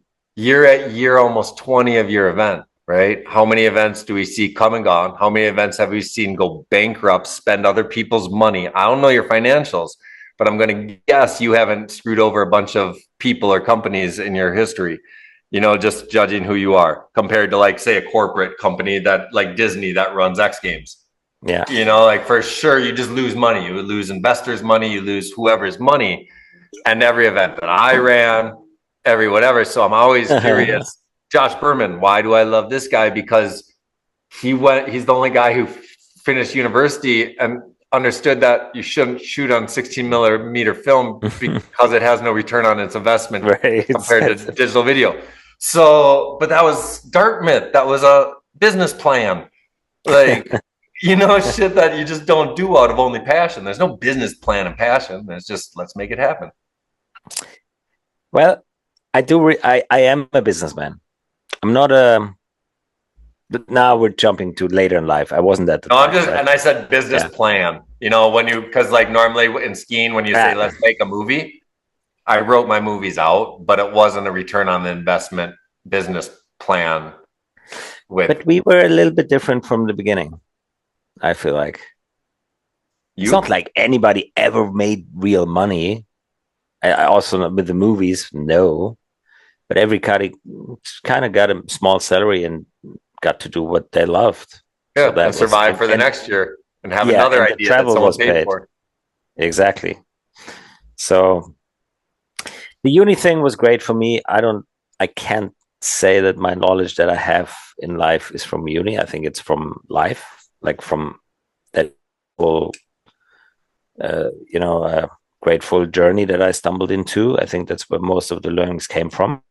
So even your proper business and stuff, you learned from people you met later in life? I had these classes. Maybe I learned more than I would admit, but I think that comes later. I think for me, university was a time to figure out what you really still want to do. I actually wanted to, in university, I started to study sports journalism. Ethan, I wanted to become like I worked with this magazine. And I liked that. I wanted to learn how to write for that magazine. Actually, that's why I did it. But then that teacher, he hated me. He didn't like my only ever showing up once in a while because I had this privilege. He didn't like that, so he always graded me super bad. So I just moved away from his side and moved to the business side, the economic side. And that was more boring than the journalistic side. I enjoyed that more. But the guy just hated me, and then I had no chance. I couldn't stay with him. Easy. Fuck him. But now comes the most exciting time. So I moved to Innsbruck. Girlfriend dumps me. Skier girlfriend dumps me. I have to move into another apartment with my now still business partner, Marco Neumeier. It's his name. And is that what the pin you were holding up before? You love Marco? I was going to ask that if that was him. It's a joke from today. Right. Yeah, I bought it as a bachelor party last weekend. I still have to give it to him. But I was friends with our common friend, Christoph Thaler, aka the Jazzman, who was a professional skier on Dynastar. Jazzman was a pro skier? You didn't know he had the best rodeo 7 in the game? He was. I thought Jazzman just had nice shoes, a golden roof, and bought me my first suit. No, he had a short career, but he had a pretty good rodeo 7, which was huge. And we found another guy. His name was Ben Burnett, and they were more. I was a higher level skier. They were more like they wanted to do things, and we came together in Marco's and my apartment, and we Are you guys all the same age? Marco and I are the same age. Jazzman is a little younger. Ben is a little younger. And then we have a fifth guy, which is Klaus Polzer, which was the chief editor of that skiing magazine. Okay, he came from the German magazine. Klaus. He came from the German magazine, Klaus, okay. Yes. Did not know that.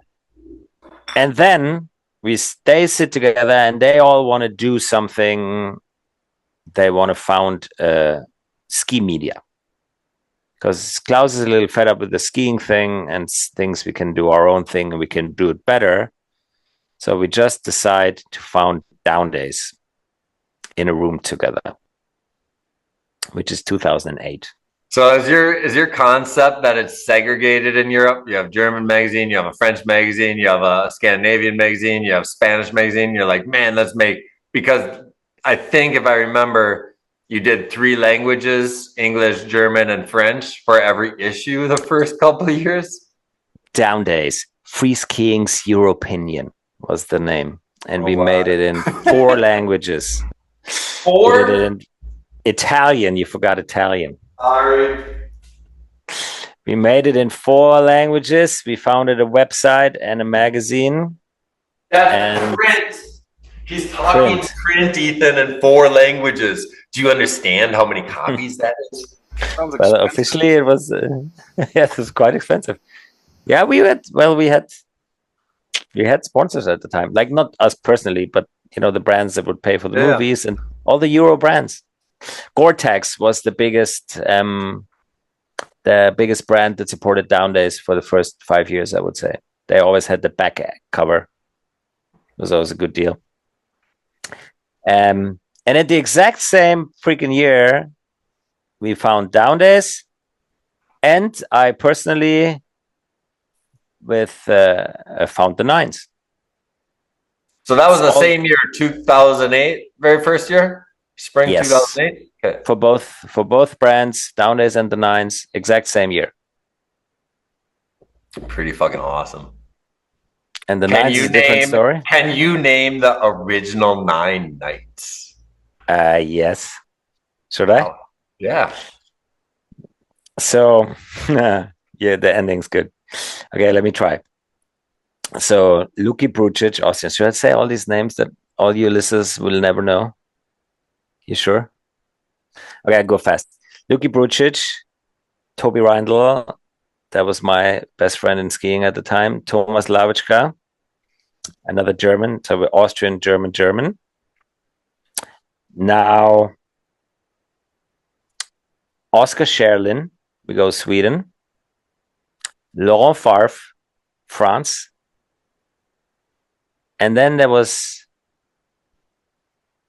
another Swedish kid that we had never ever heard of for ever. The name was a total stranger.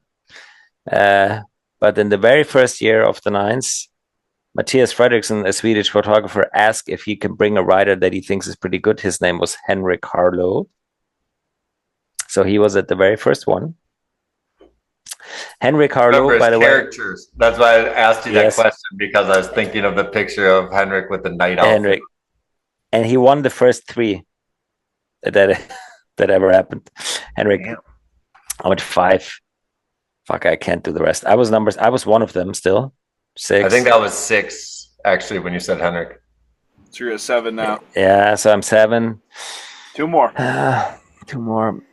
French. Kevin Roland came a little later. Yeah. He was quite early in.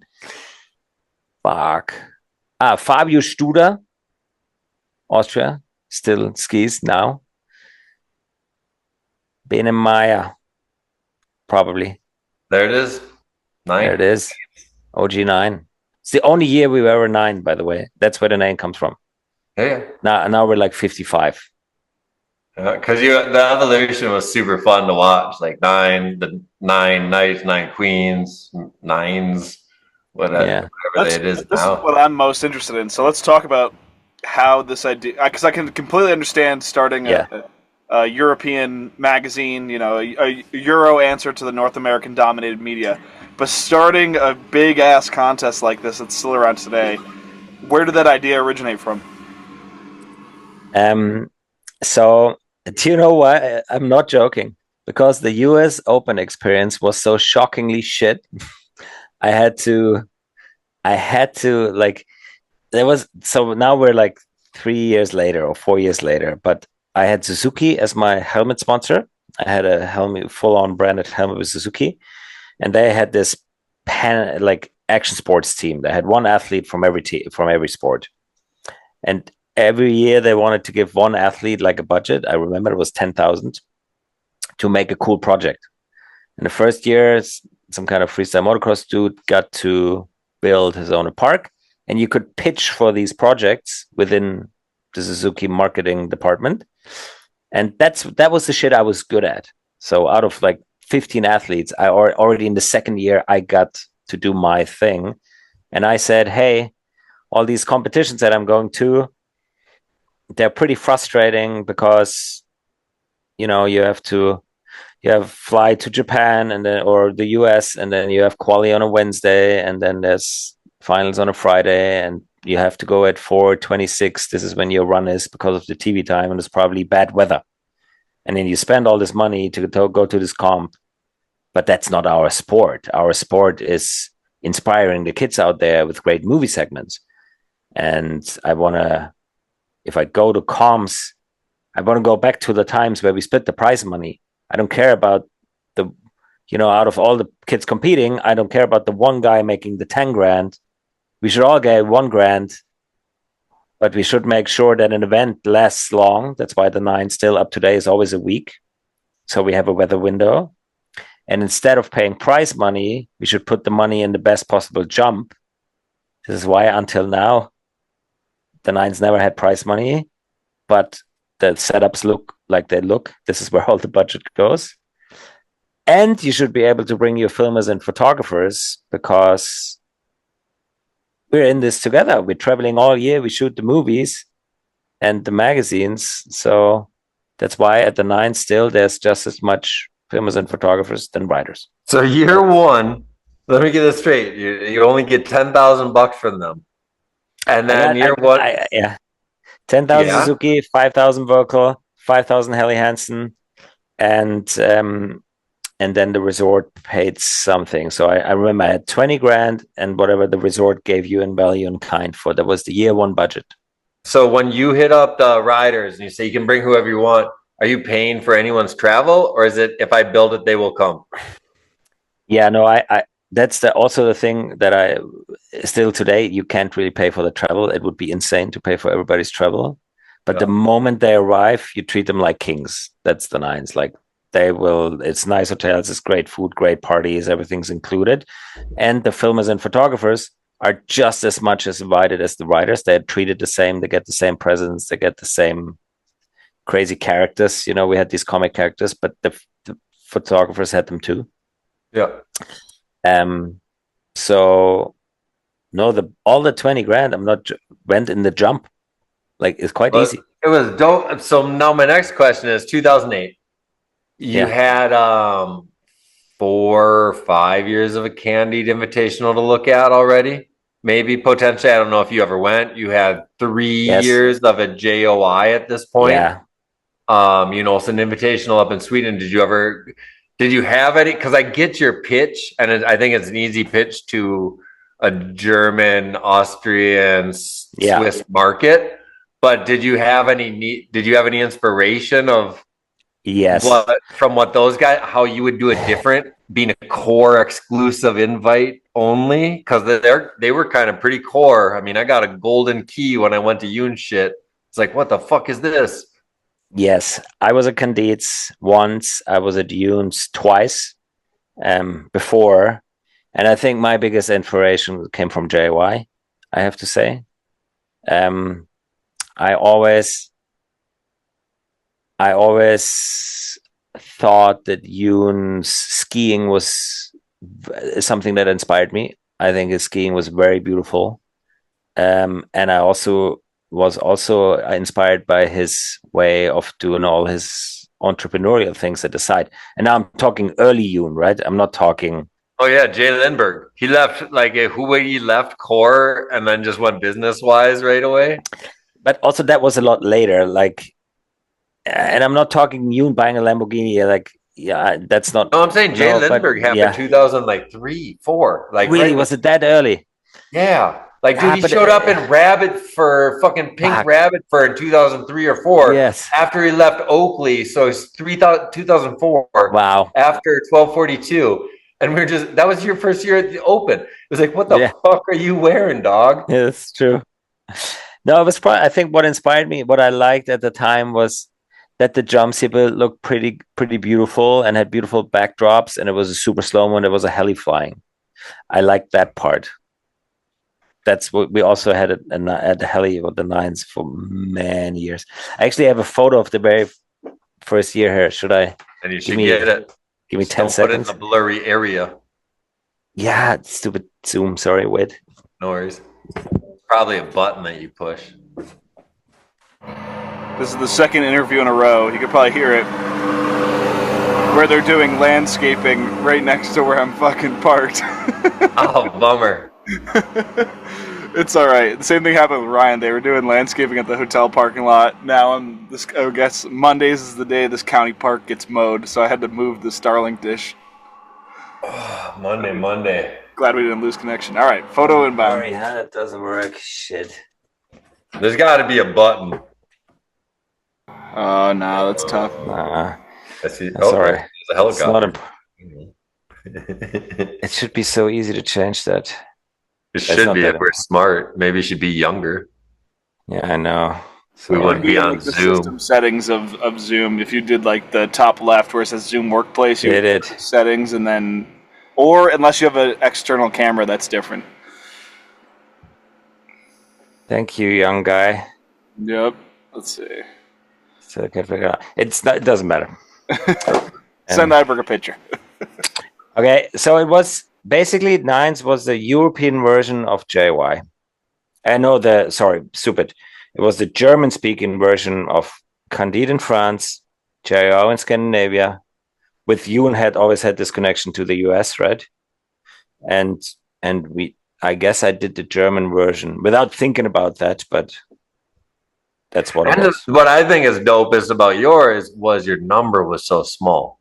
Because when I went to Yoon's event 2006, like there's a lot of people involved, like a lot of ski kids. Like early, and then I went in 2010. Same with I went to Candide's, I think 2006. There's so many skiers. And I thought it was so, oh, there you go. Yeah. You turned off that thing. We can see it now. What? There it is. It is the JLY. That's year one? Year 2. That's an Very epic fucking photo. dope. For the audio listeners, it's just it's a great shot of one of the humongous nines jumps with a helicopter flying past in the foreground. It's badass. Yeah. Think how much cheaper a drone is now. Yeah. Holy Well, shit. actually, I'm not joking. Okay, but now you get the drone pilot. But the drone pilot for a week probably costed the heli for than an hour. You're right. It's cheaper. A week to an hour.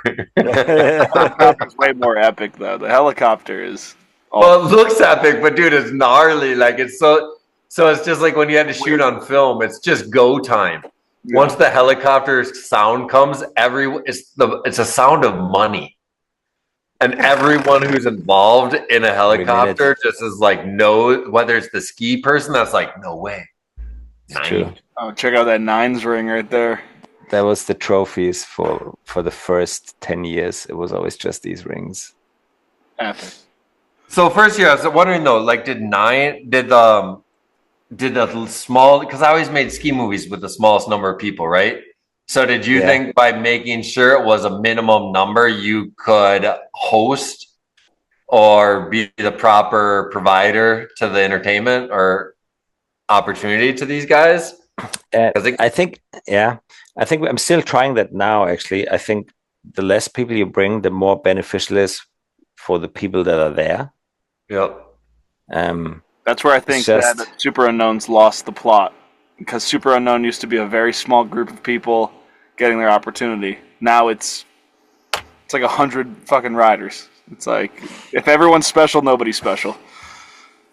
It's so I don't have that, like now at the surf event we do it. It's super limited. Skate is super limited. Mountain bike, they're a little different. They just want to all ride together.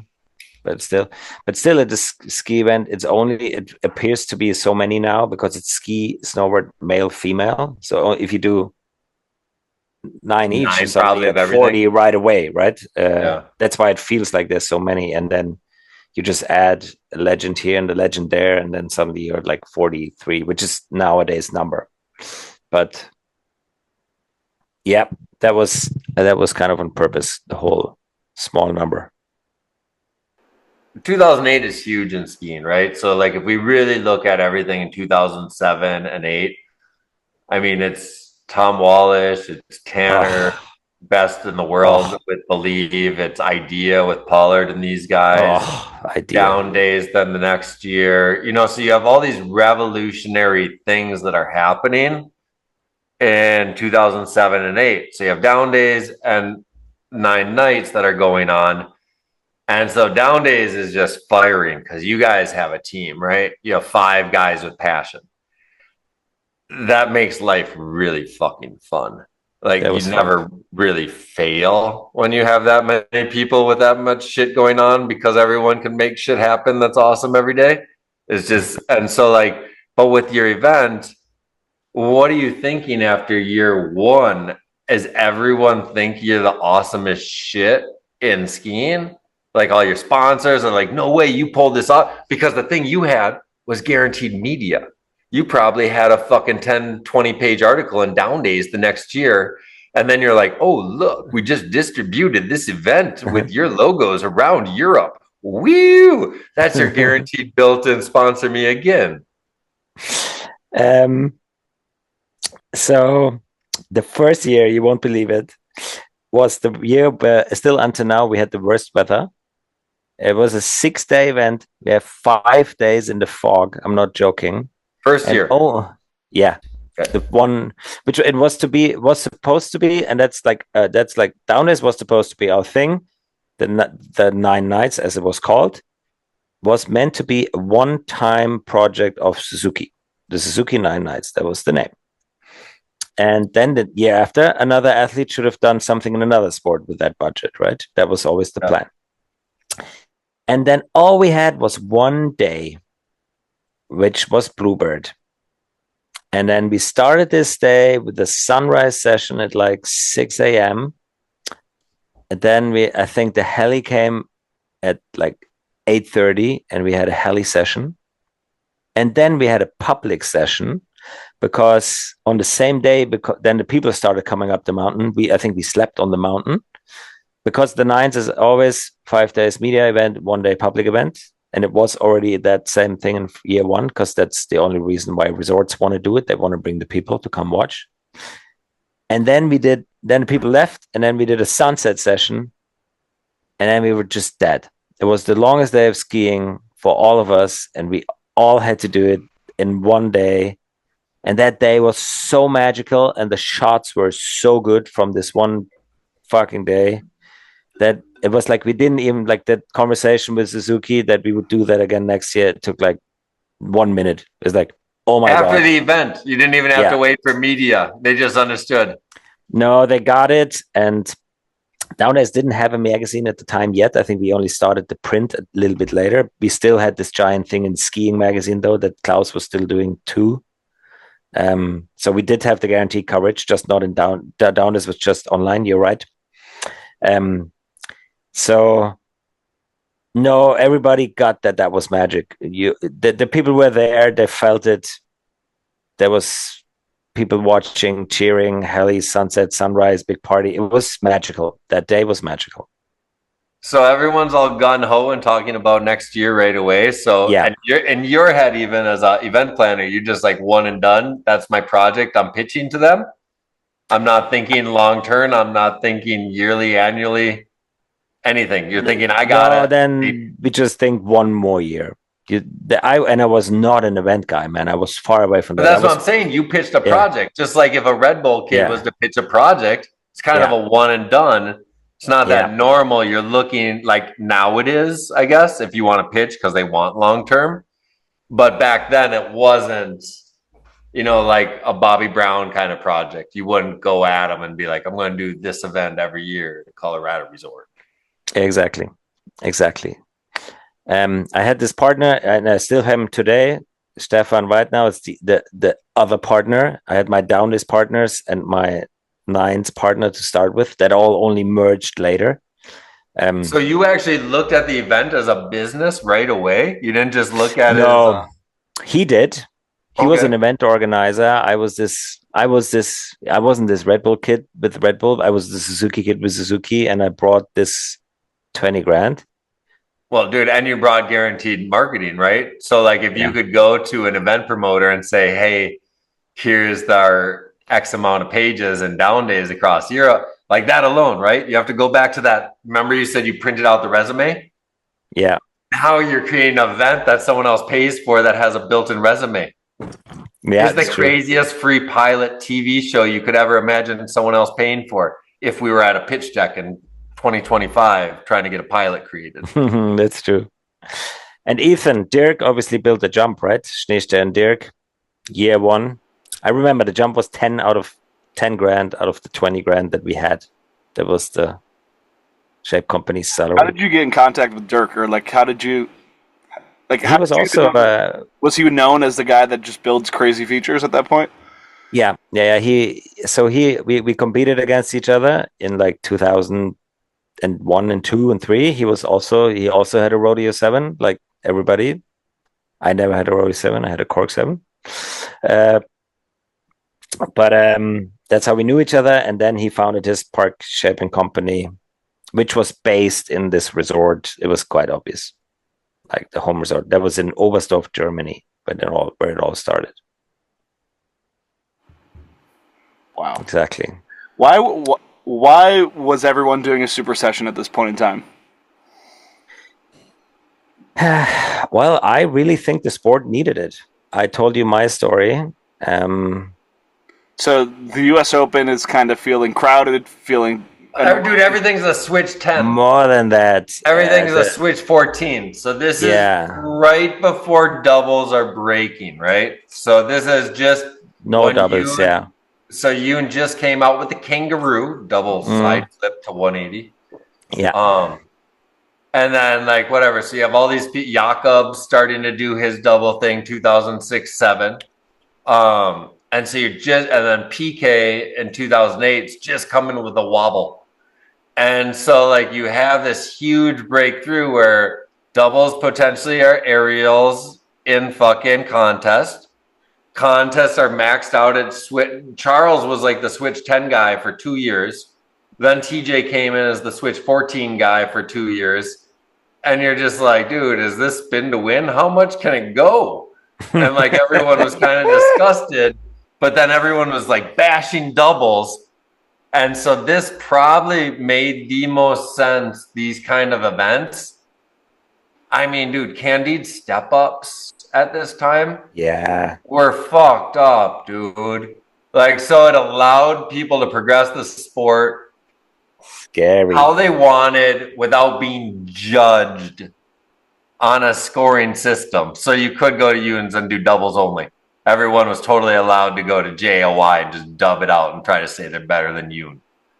And fucking people did. Jakob Wester was on the front page of the fucking Aura newspaper saying, I'm doper than Yoon the day of the JOY.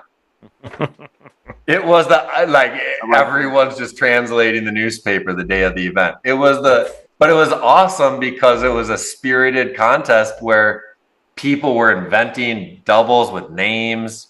People wanted to be good. People were getting judged as aerialists. Like, it's a bummer that they went away from every double having a name instead of just, dub. Yeah.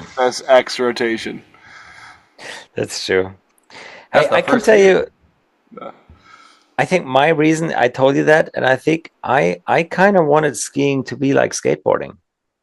Like I like even now, like when we're going to talk about the nines later, I'm like I was always like an action sports person.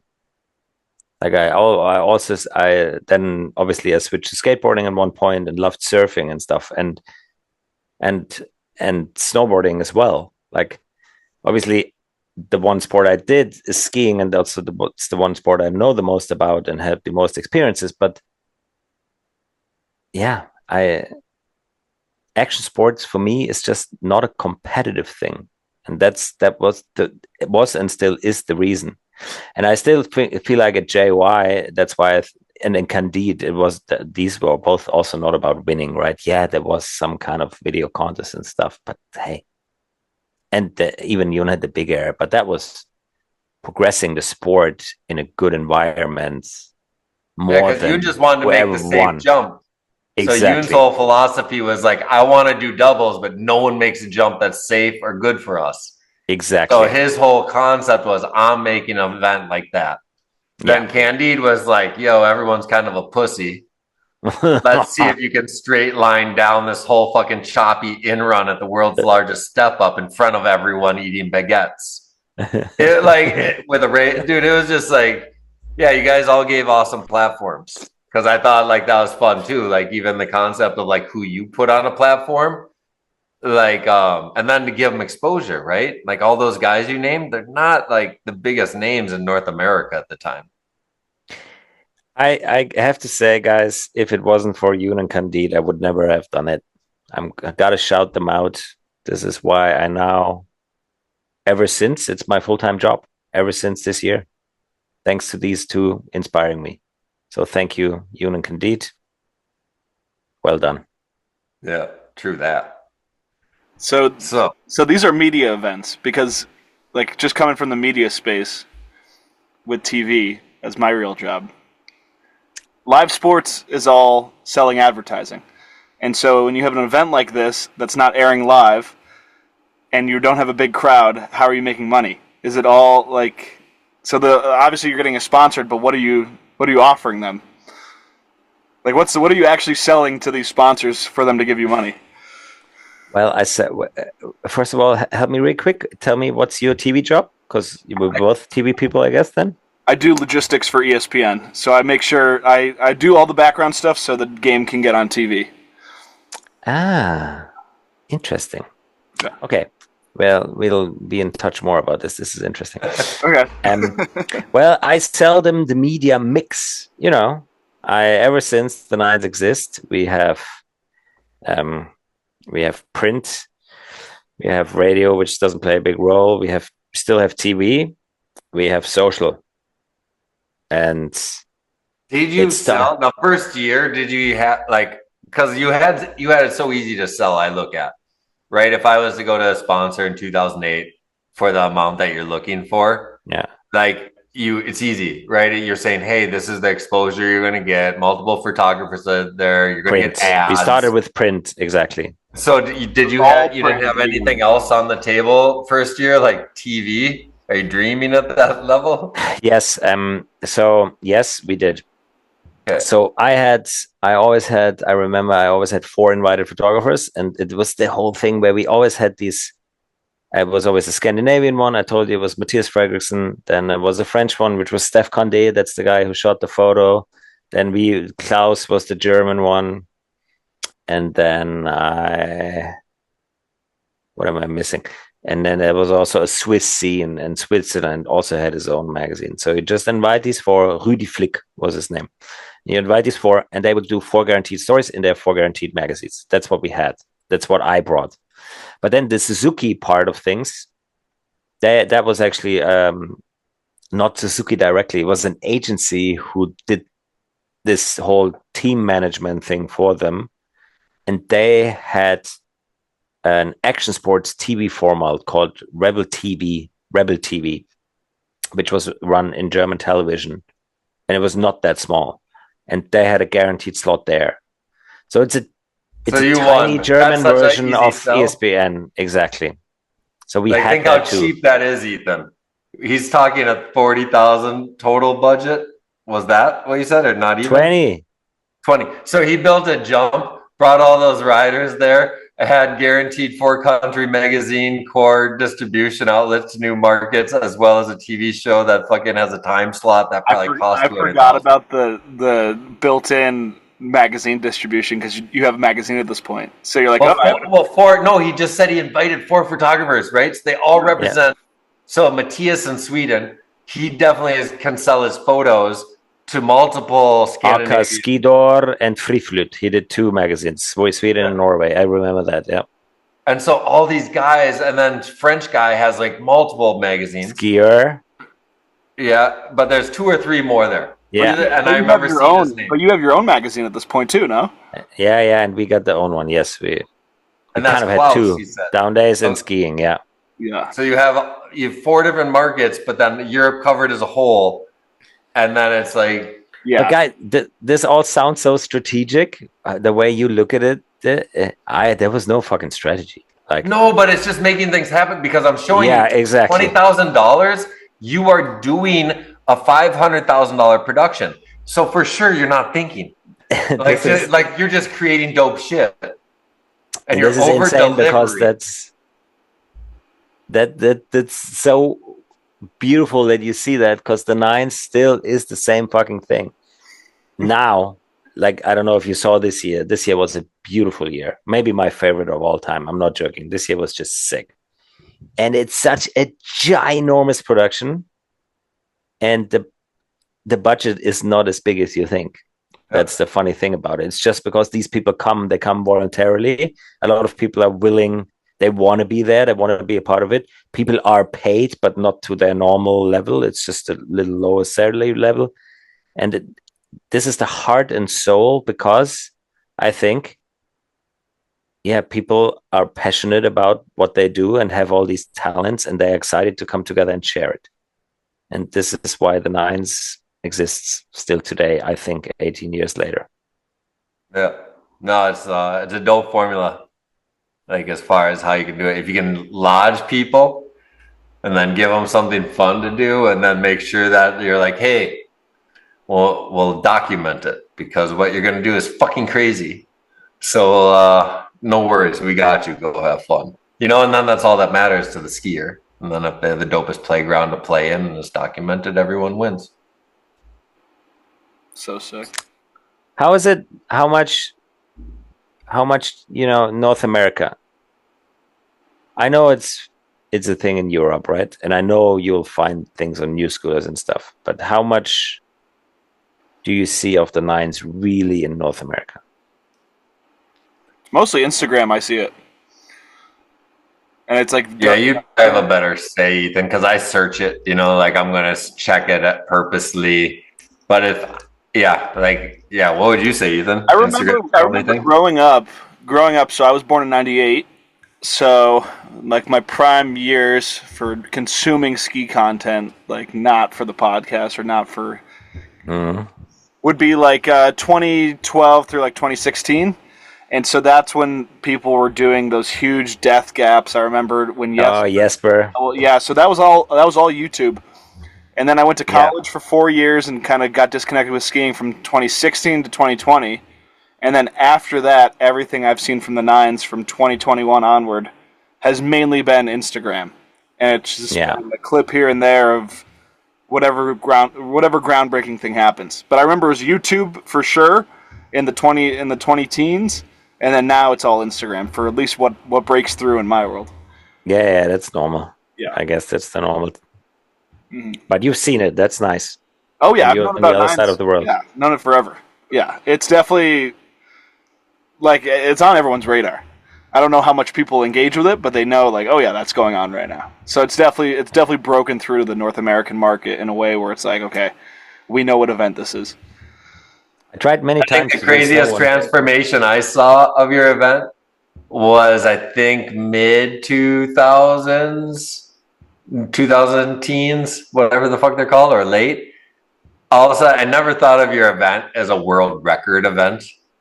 And then I think at a certain year or something, all of a sudden, like I just turned into every year, I tune in now to see something I never fucking seen before at the highest fucking, because I didn't ever have that vibe for the like first 9 nights, 9 queens, it was like more of a progression session for the first like maybe handful plus years, because it allowed people to progress at a way they never got to at an event. But then after that, it was like, I don't know, maybe it was David Weiss set all that shit off on that hip. The hip, yeah, 2016. And then after that, it was like, I'm tuning in just to watch something fucked up. I never thought that, though, for the first bunch of years. Is it still now? Yeah, I think so, man. This shit's fucked up, dude. I think, like, you, as a fan, the mix that you bring, too, because it's kind of funny, because you say you're an action sports guy. So, like, when I watch the pole get passed between 3 different action sports things on snow, makes me giggle a little bit. And then I don't really know what's going on. And then I watch a guy boost super high. So, I mean, you make a great circus. And what sucks is it'd be so fun if you could put a tent over that and post it up in the middle of the city and show that circus to people. Yeah. But it's just not possible. So, like, I think now that I'm talking out loud to you, if there is a way you could make your shit Circus Soleil for the world visually, and I'll show you this fucking awesome video screen that if you remember a photographer named Bo Bridges, he makes surf movies. Yeah, and it's not like the whole bubble screen like in Vegas and stuff, but he makes surf movies on these screens where you're immersed, and they show things that maybe you need to figure out how to make your circus proper audience. Because, like, your shit's a circus. And when I watch it, I'm entertained. But I think you need to have the ringleader, that's you, and then fucking present it. Because I like watching the bears pop up in the middle of the tiger show. But it's still a little confusing on the snow sometimes. Bring it to the sphere. Oh. But not even the sphere, but I'll show you this other one that surf movies are made in. Bo Bridges does it. If you follow him or ever worked with him, he was a ski photographer at the beginning.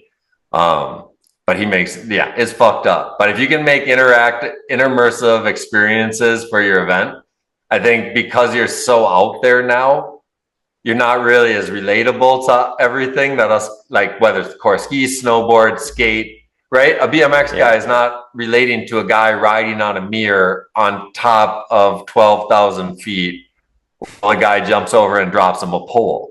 But the shit's entertaining as fuck. Absolutely, it's absolutely circusy. Okay, I got a question for both of you. Okay, what's the one thing you would want to change about the Nines because you don't like it? And maybe what's the one thing I have to be like the most cautious of? Go, Ethan. That's really interesting. One thing to change. I think the issue now is not even anything that's your fault. I think there's a lot of different companies doing what you do, so it stands out less now. You know, there's a lot of different events with like crazy rails, crazy use of technology, and then so when your event happens, it's like, okay, I saw Red Bull did Race something. drones, Yeah, I did Red Bull did something with interesting rails. Oh, they're doing flips onto rails in Norway. Oh, they're doing. I've seen GoPro doing stuff with the cameras. So it's like it's hard to be it's a little bit difficult to be differentiated now. I don't know. I think if it was in a more familiar setting, it would be interesting. Like if it was as crazy. I don't know. I'm just a rail guy. Like, because I grew up on the East Coast, so I grew up on small hills. So, like, every idea I have always involves rails, bringing it to street skiing, and stuff in that way. But I don't think that's really the realm that you're in, especially with Dirk. No, I'm not a rail guy because of it's so gnarly that if you have to buy a rail, and a special build rail is so expensive, and what you can build out of snow for the same number that's why I'm always hesitant. But this year we kind of did some rails at least, which was fun, the gap rail and stuff, and we had to buy this one too. But okay, no, that's valuable feedback. Thank you. I get it.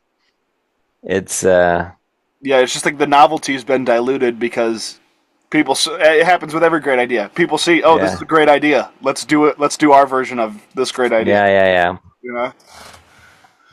I don't think anyone sculpts shit as dope as you. Like if I was to look at, it's still the pinnacle of like snow features. Yeah. Did he answer both your questions? What were your two questions? Yeah, kind of. Okay.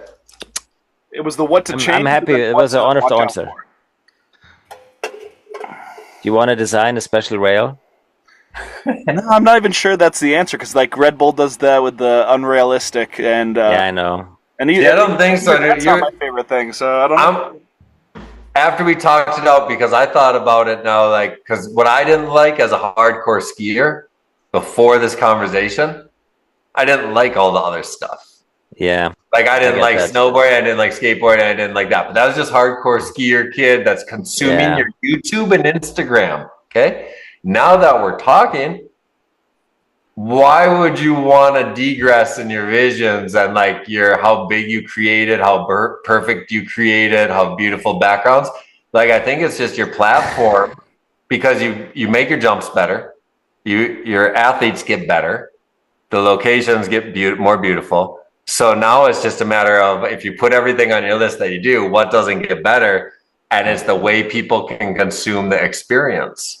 I bet that hasn't changed very much in the last fucking decade. And so how are you going to make people that aren't physically present consume it? It used to be the magazine in year one, but now it's got to be a new way in 2026. We're not good enough in that. That's a very good point. That's something we really look into. But I don't say change your shit because I think your circus is fucking dope. And the whole point is all the people that are at your events earn the right through being greats in their sports, and they all appreciate what you created. So if they do, now it's just a matter for you to find the consumer that appreciates what you're capturing and not try to please the small niches that we all come from. Yeah, true. I'll tell you what was a huge win this year. This photo this year. Yeah. This is one of my favorite ski photos of all time. It'd be a great t-shirt. It's kind of hard to see it, but yeah, this is. I've always thought a really cool event, and this is kind of what would be born out of it. And for all the audio listeners, it's clearly a photographer that sat under the jump all day, shot man in the sky, and then put it all into one photo. So it's really amazing. Who is this? Theo Ackworth. Shout out. Yeah, favorite photo from that. I always thought it'd be so cool to have an event where, like you already do, you build these incredible features, but there's no videos allowed. So you're trying to just create the thing that looks best, as good as possible in photos. So it doesn't. You don't have to even be doing the most technical tricks on them, but just the most beautiful features and the most beautiful setting for the best possible photo, and that's the only. Wow. So I always like the photos, and I think when I think of the nines, and I think of like my biggest appreciation of the nines, it's like the photos of like the castles and like the things that look best in photos. But that's just my taste. You just need to tell Downdays to do a every year coffee table book, and you do it at the highest end, and then it's a 100 unit exclusive thing. You know, like Pollard did with this movie, Drawn from Here, when he did like 200 books. But dude, if you had that many books, because the photographers, right? I always get bummed on photographers. They don't have any medium to be proud of the photos that they take. Yeah, true. They're like, sweet. It's like, dude, if I had to, when I edit, I hated showing my movies in bars because I'm like, they don't hear my sound design. Everyone better shut the fuck up. Spent 2 weeks on that. So like when you take pictures, make videos, it's kind of nice if you said like you treat the photographers and videographers the same as the athletes. Those platforms are needed for them, right? Whether it is like a visual, because we talked to on season 1 a guy who started a ski magazine in the US last year, Owen, for browsers. And so like we're talking like it's totally just youth and just stokeness, right? Wow. Every old person you talk to, they say, "Oh fuck, good luck, rest in peace." Yeah. And you're like, "Oh my god, you're such a jaded old person." And this guy just is like, "I can do it." Woo! It's amazing. I love the guy. I'm just videoed out, man. I'm videoed out, not like looking exclusively at the nines. It's like everyone's got a camera in their pocket, and most people are better at taking iPhone videos than they are taking pictures. So it's like I think I see so much video content these days that when I see a really good photo like that one I pulled up, it stands out to me. Like I remembered that. I don't remember a single clip I've watched in the past week, but I guarantee I've watched hundreds of them. You know? No, and I think my only memory from this year out of 2,000 clips I watched from your event is who's the homie on the sit ski? Yeah, Jay Roy. Yeah, Jay Roy. Like but you know what I mean? Like, given he's next level, but there was a lot of next level shit that probably went on that I consumed, but I can't remember it. So. Yeah. Can I tell you guys my little? Yeah, we want to hear everything. Yeah. Okay, so first 1 point's interesting, right? Throughout the process, we added snowboarding. That was a big deal. That was in what year did you do that? 2013, I think, was the first full snowboard year. 5 years then? Yeah. No. Okay. So how it started is we started with 9 queens. Like we separate. So 9 nights was just male. Then. 2011, we also started 9 queens for a 6-year phase. There was 2 parallel. They did 3 years of just boys. 3 years of just boys. 8, 9, 10, and then 11 we had boys and girls and bike. And was it same venue and they were together, or 2 separate events? Separate events, 1 month apart. 1 in Austria, 1 in Italy. And that was something I really, really miss. I miss the 9 queens times. Maybe out of all the events I've ever done, the 9 queens were so special. Yeah, no, you killed it, because like no one else wants. We talked to a lot of women, right? We talked to Marie Martineau last week, and that was weeks ago at this point. Yeah, who knows? He always says, every time he says Marie, he says last week, even though it was like last month. I don't know. There's a lot of people we've done how many shows in the last month? Done this is the 12th. Yeah, so we've done 12 like 3 hours. Oh wow! Like so, holy shit! But it's about creating. So you brought them together once again at a time period. 6 years later. What's that? The girls and the boys, you think, or I'm talking about just the girls, 9 queens. Like what you did at that level, because there was nothing. There was Queen's Cup before it, which brought together pros and young girls coming up. And then there was nothing, because now by 2011 and 12, the Olympic dream was set. And so a basic 540 and staying healthy and not getting injured was the norm. And so your event was the only thing that allowed for progression for women in 2011 on a comfortable platform. The only thing. Everything else was someone trying to win a medal. And I'm trying to constantly think, how can I bring that back? Because now having male and female together, it's cool because they're so good that they can write the same stuff. Like, that's not the problem. But it was more magic in the smaller groups, actually. And you would think man. Equality, it's good to have it together because they can.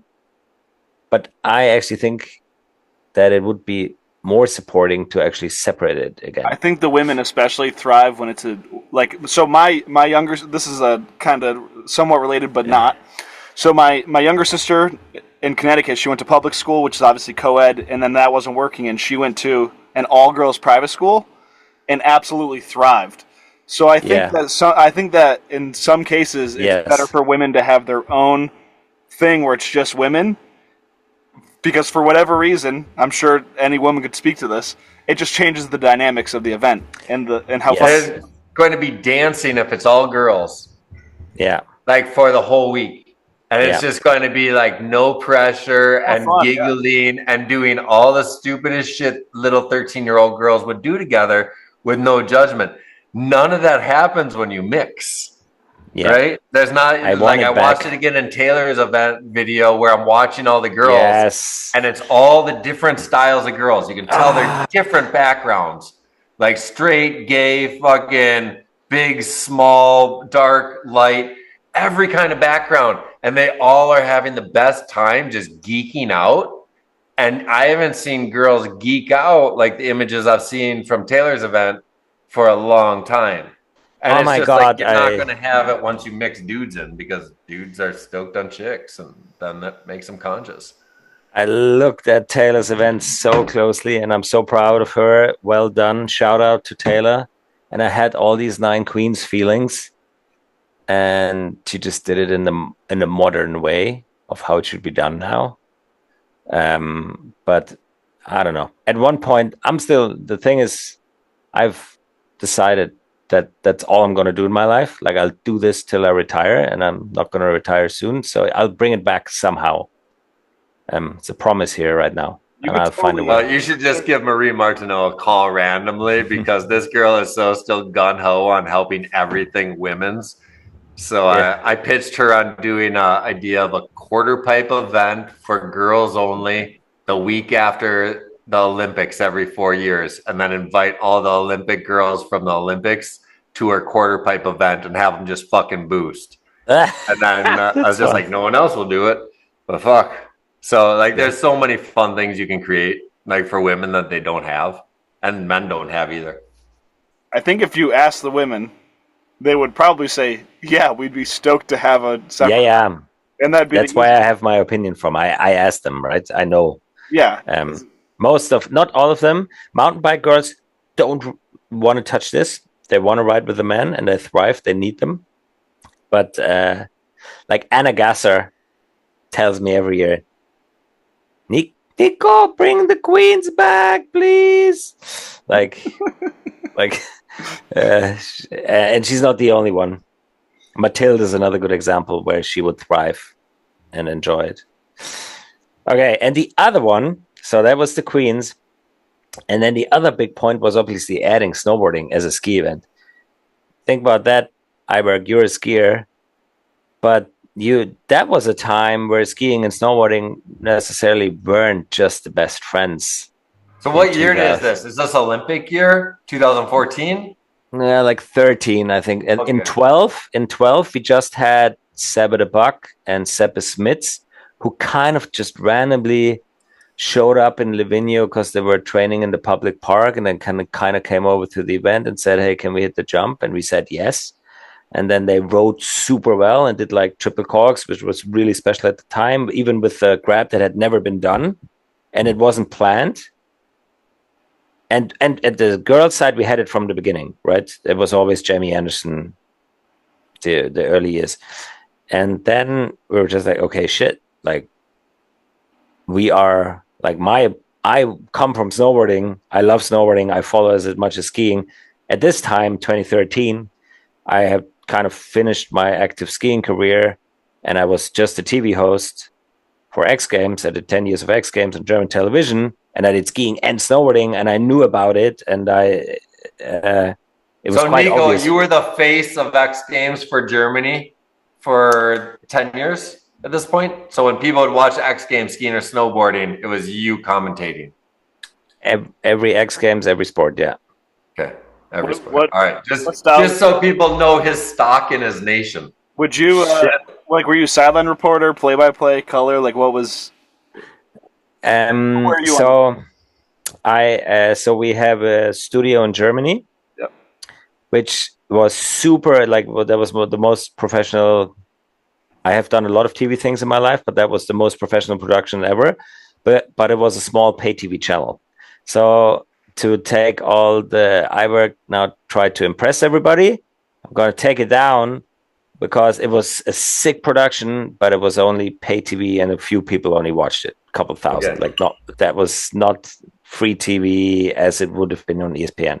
So ESPN was cable as well in America. That's not free TV. Yeah, but then less people living in my country, and not the main. We're talking It's the whole not- continent versus one country. Yeah. Let's say anyone who watched winter action sports, you're the face of it. That was the only way it was beautiful. It was any action sports. It was X Games, Street League skateboarding, freestyle motocross, do tour, all summer, winter. So how do you get into that then? Like, do they you do a ski event and then they're just like, you want to do this event, you want to do that event? Are you free tomorrow? Started as the ski host. Like every TV show has a host and an expert. Yep. And I started as the ski expert, where you actually have to have a certain knowledge. The host just has to be a fun character that can steer a show well and ask the right questions, but you don't have to name the trick. That's not your job. So actually, I was just pretty good they saw me on the skiing side, and so I was very chatty and stuff, and then they were looking for a host, and then I got the job because I also cared and I wanted to do it, and I wanted to do all these other sports. But that job is like, once you're a good host, you can host about anything as long as you have a good expert. You'd laugh, man. I do the Olympics. I do the Olympics in climbing. I do the Olympics in moguls, aerials. Do I know much about it? No. Do I have an amazing athlete who did it last year himself in the World Cup or whatever, and I asked just the right questions? Yeah. Easy. Yeah. No, it sounds fun too, right? It's just that is fun. Inquisitive about the sport, because then the dumber you are, the better host you probably are, because you're gonna be like, what is that? How did he grab a hold of that rock with his left hand? Well, let me explain that again. Yeah. Go deeper. Okay, but back to the snowboarding thing. Like, that was scary. Adding snowboarding to a ski event was scary. So did you already have athletes that you were friends with so it was like in skiing, it was kind of easy, right? Like there's enough people in your circle where it's like, let's call like a photographer saying, can I bring a guy? And he comes and wins, right? Super easy. Like even people you don't know are bringing the best people in the world. Now we'll go to snowboarding. Like, do you have to be like, okay, sponsor, since you're our sponsor, like you could tell us what snowboarder you want us to bring? Or I'm so cool, I know what cool snowboarders are, so I'm going to pick. No, so actually, it's a little sad story. It might not, this is quite a positive podcast about everything we're doing, but not everything is successes.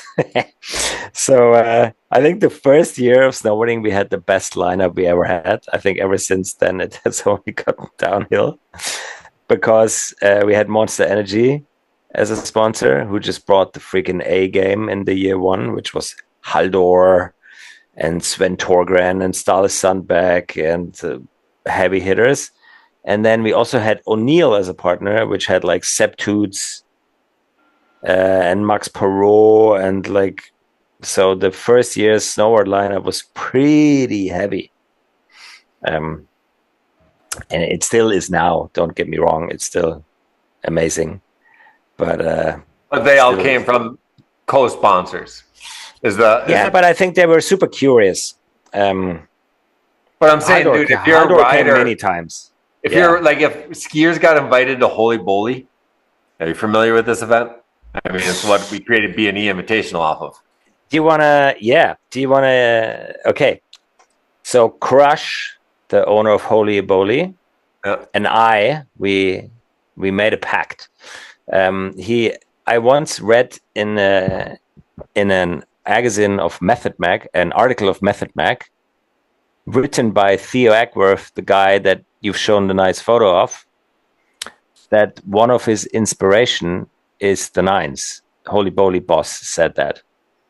And then I wrote him, DM'd him, as like, yo, dude, I read this. Should we jump on a call? And then we vibed for like, that was this podcast without a podcast. For 2 hours, we spoke about snow sculptures and how much we respect each other's events, because I love Holy Bowly. Yeah. And we said, in one point in our career, the Nines and Holy Bowly are going to have a baby and we're going to do a collab event. And he said, if we do that, skiers, no problem. We can do both. So let's see. It will happen at one point. Awesome. Little shout No, out. my point being, though, is like when you had, I think snowboarding and skiing evolved to a point by 2013 where you said they were curious. Like, man, if you get that experience to ride something perfect and big and no one's making it for you like that in snowboarding, like what did you have that was a negative? Like, did people think you were culture vulturing and trying to create something for them that wasn't like... Well, it's not, Nines is not the only thing, right? You had Arctic challenges at the time, had other and they had Nike Chosen, and fuck, there was some good things going on. I mean, no, but snowboarding is still a battle up to date. It's like in skiing that you will always have the very few riders that decline because they're end of season tiredness or have some kind of shoot they really want to do, or that just, end of season tiredness is the main reason that you can have with people in April. Yep. But it's like, that's like 1 out of 10 or 1 out of 20 that actually says no to an invitation. But in snowboarding, it for them, the Nines, like for the A- league, they all want to come because it helps them their careers and it's good. But for the A+ league, it's not needed for their careers to be a part of it, and they rather go to AK in April. And we are always in April. It's an April event. And but do you think in the ski world you always get A+? Depending. Yeah, I mean, yes, not all the time, everybody, but it's pretty good. But yes. I guess I just look at it as everyone. Big, I just feel like everyone is awesome. Yeah. You know, when I can't compare one person to the next unless it's a personal preference and style, because I'm just like, holy shit, how is everyone this fucking dope? And so I'm just kind of curious because say I have personal opinions of people that go to your event. You know, I'm like, they're not that ill. You know, I'd rather see homie to fucking hit that hip and do fucking, you know, like this or that. And then like, dude, I just bug out on your features because I envision my favorite skiers of what they would do on your features because your features make me dream. And so that's what's kind of fun because like, even if I don't like what someone does, I'm like, that's ugly as shit. I can still imagine something beautiful on it. And this brings us back to the culture gap where I think probably most of your favorite skiers are North American. Now you probably have Scandinavian exceptions to it, but and the Nine still, at least as of now, has only ever happened in Europe and is also trying to give the European scene a little bit of a highlight. You know what I mean? Okay. Yeah, no, because that's what I think is different. If you compare yours to Ewan and Candide's, Ewan and Candide's were totally North American welcoming since day one. Yeah, I'm North American welcoming. I have North American. No, I'm saying year one. But you were focused on what you just said. The Euros. I agree. Do you know where it's going to be next year, by the way? No, I don't. Please tell me. Japan. Wow, I can't believe it. When? Where? 6th till 12th of April 2025. 6? Sorry. in Niseko. No way. You should invite Phil Casaubon. Has he ever gone to your event? I don't think he has. I think it's finally time, huh? I think it is. I'm doing a Japanese trip demo tour for him just to go hype the sport of skiing for 2 weeks for him right now. Maybe I When can is push that? it back. I was working on February, but if you're in April, man, I should figure out the last 2 weeks of March for him. That'd be nice. And then just stay. I mean, then February is powder and April is slush, right? Yeah, but there's March between February and April. That's also slush. Yeah. I learned. Either way. Yeah, dude, no way. Japan, sick. I bug out, dude. I'm been trying to talk to Tatsuya, Japanese ski filmmaker, and I'm just like, God damn, this is gonna be way too hard, man. I was like I'm just like, but how is every Japanese snowboarder so fucking ill now? Yes. And we still don't have the ski culture in Japan. Yes. Bugs me I out. guess we can now work on that together. I guess we're gonna try to play our role here. Hey, we're going. fucking sign me up for anything because I've been busting my ass with so many broken conversations in English just to bring Phil over. And then I'm like, yo, it's going to be like a demo tour where we're going to have kids ski with them. Just hype them up. And then I'll get a reggae. I'm going to bring back the dopest reggae dance hall fucking DJ sound system. And then he'll play at the club every night. And because I know a Japanese couple sound systems and the people that run that whole country. Nice. Yeah, it's going to be a nice experiment. That's so sick that your event's going to be in Japan. I'm so stoked, man. Give thanks for you because I was shifting all my efforts to a European tour for Phil here, and now that you said that, I can put some effort back in Japan. I love that you guys are hyped. It's a beautiful journey. I think we had to do something. We got approached by a rad Japanese crew. So who approaches you? Is it someone in skiing? No, it's somebody who it's more like a super small one-person agency sports guy that was friend who's with one other Japanese guy that works at Swatch, and he's just saw it and fell in love with the non-competitive idea. And he comes from volleyball, actually. But it doesn't, and then he made it his mission for 2 years now. He's been fighting for it to bring this event to Japan, and he's so freaking passionate about it. And I obviously then for us it's easy to find out the right cultural points in skiing and snowboarding. Because every event we have 5-6 Japanese snowboarders anyway since like 5 years. Well, dude, you're gonna dominate. The Japanese snowboarders are global elites. And then if you have them, and then whoever the skiers are, they're going to bring those ski kids to their level. If that you have the nice, media right? for them. Yeah. So that's the story. It's a cool story, and it's not going to be easy, but it's going to be very exciting. And I think once in a while we need these exciting journeys. Like adding snowboarding, like adding surfing. Those were so far the most exciting things we've done, like making us nervous, I would say, because you enter all these new cultures, and now entering the Asian culture, the Japanese culture is the same. It's like pretty, like. Whew. So with snowboarding, I can see how it's kind of easy to crossover. Like, I mean, there's enough people that like there's an event, there's a chairlift that brings skiers and snowboarders up, there's photographers and whatever. Just one culturally, it might be kind of hard. It's pretty fucking easy to execute. Welcome to my snow place.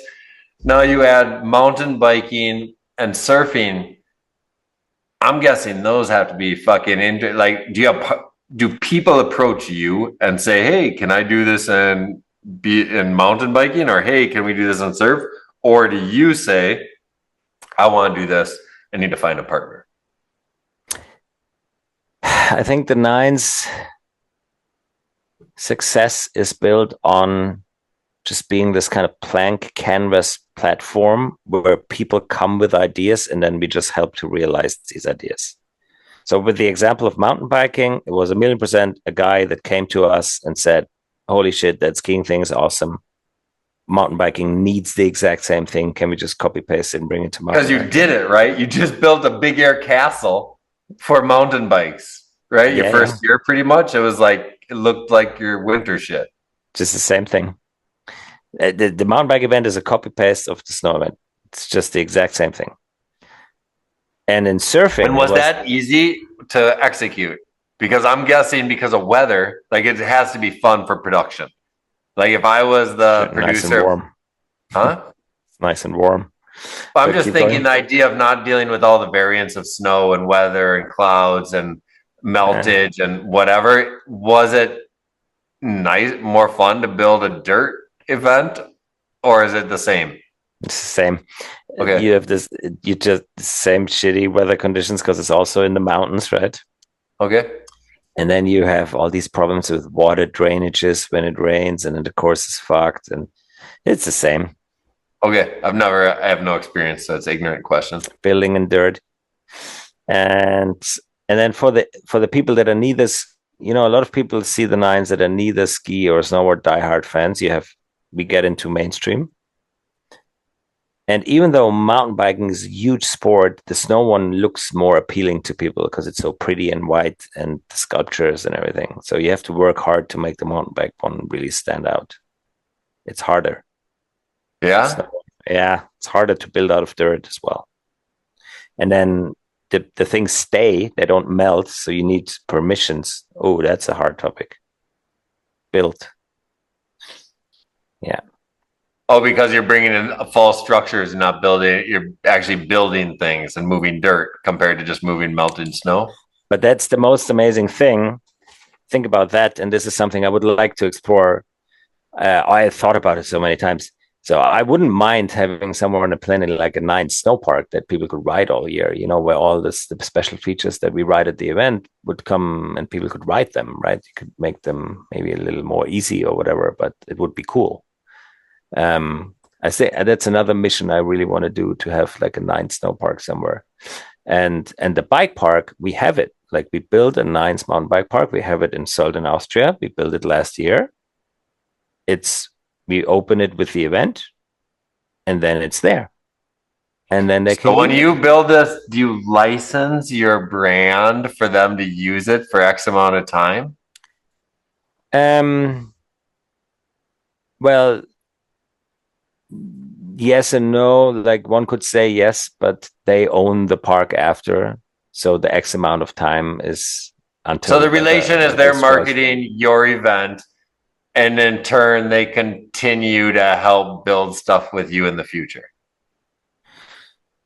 The relation is that once a year we come with a bang event to their resort that has a big bike park anyway. But we have this one venue on the mountain that hosts the 9 setup, and they can also reuse this at other smaller activations or do like a 9's qualifier, for example. We do that early in the year to start the season. But we are like, it's a lighthouse, it's for destinations that want to say, hey, we're not only an average bike destination, we want to be one of the best in the world. This is why we have this big event. Yeah. No, it seems a lot easier for that structure. Like you said, you have to destroy it normally. Yeah. With the mini version but that gets rebuilt every year. Season somewhere. Like imagine the unrealistic part. It would be. I mean, you just need to buy a resort and then just theme it out the 9's and then seasonally change it, to whatever it is, because the snow is going to melt. So you just need to have the whole park themed. Disneyland. Or because we're not the best businessmen, or we would actually have a strategy where resorts would wanna claim having like a 9's snow park, like a Woodward or something, like that is what I'm doing right now is I've been working for 2 years to try to make parks have certain B-Dog parks, right? Yeah, exactly. I pitch them to market it. I'm like, yo, get this dog house. Get the dog, have a fire hydrant, and then it's the B-Dog, and then he automatically gets to market your resort, even though he doesn't live there. Dog park. We're not talking Phil Casabon Park. It's a dog park, terrain park.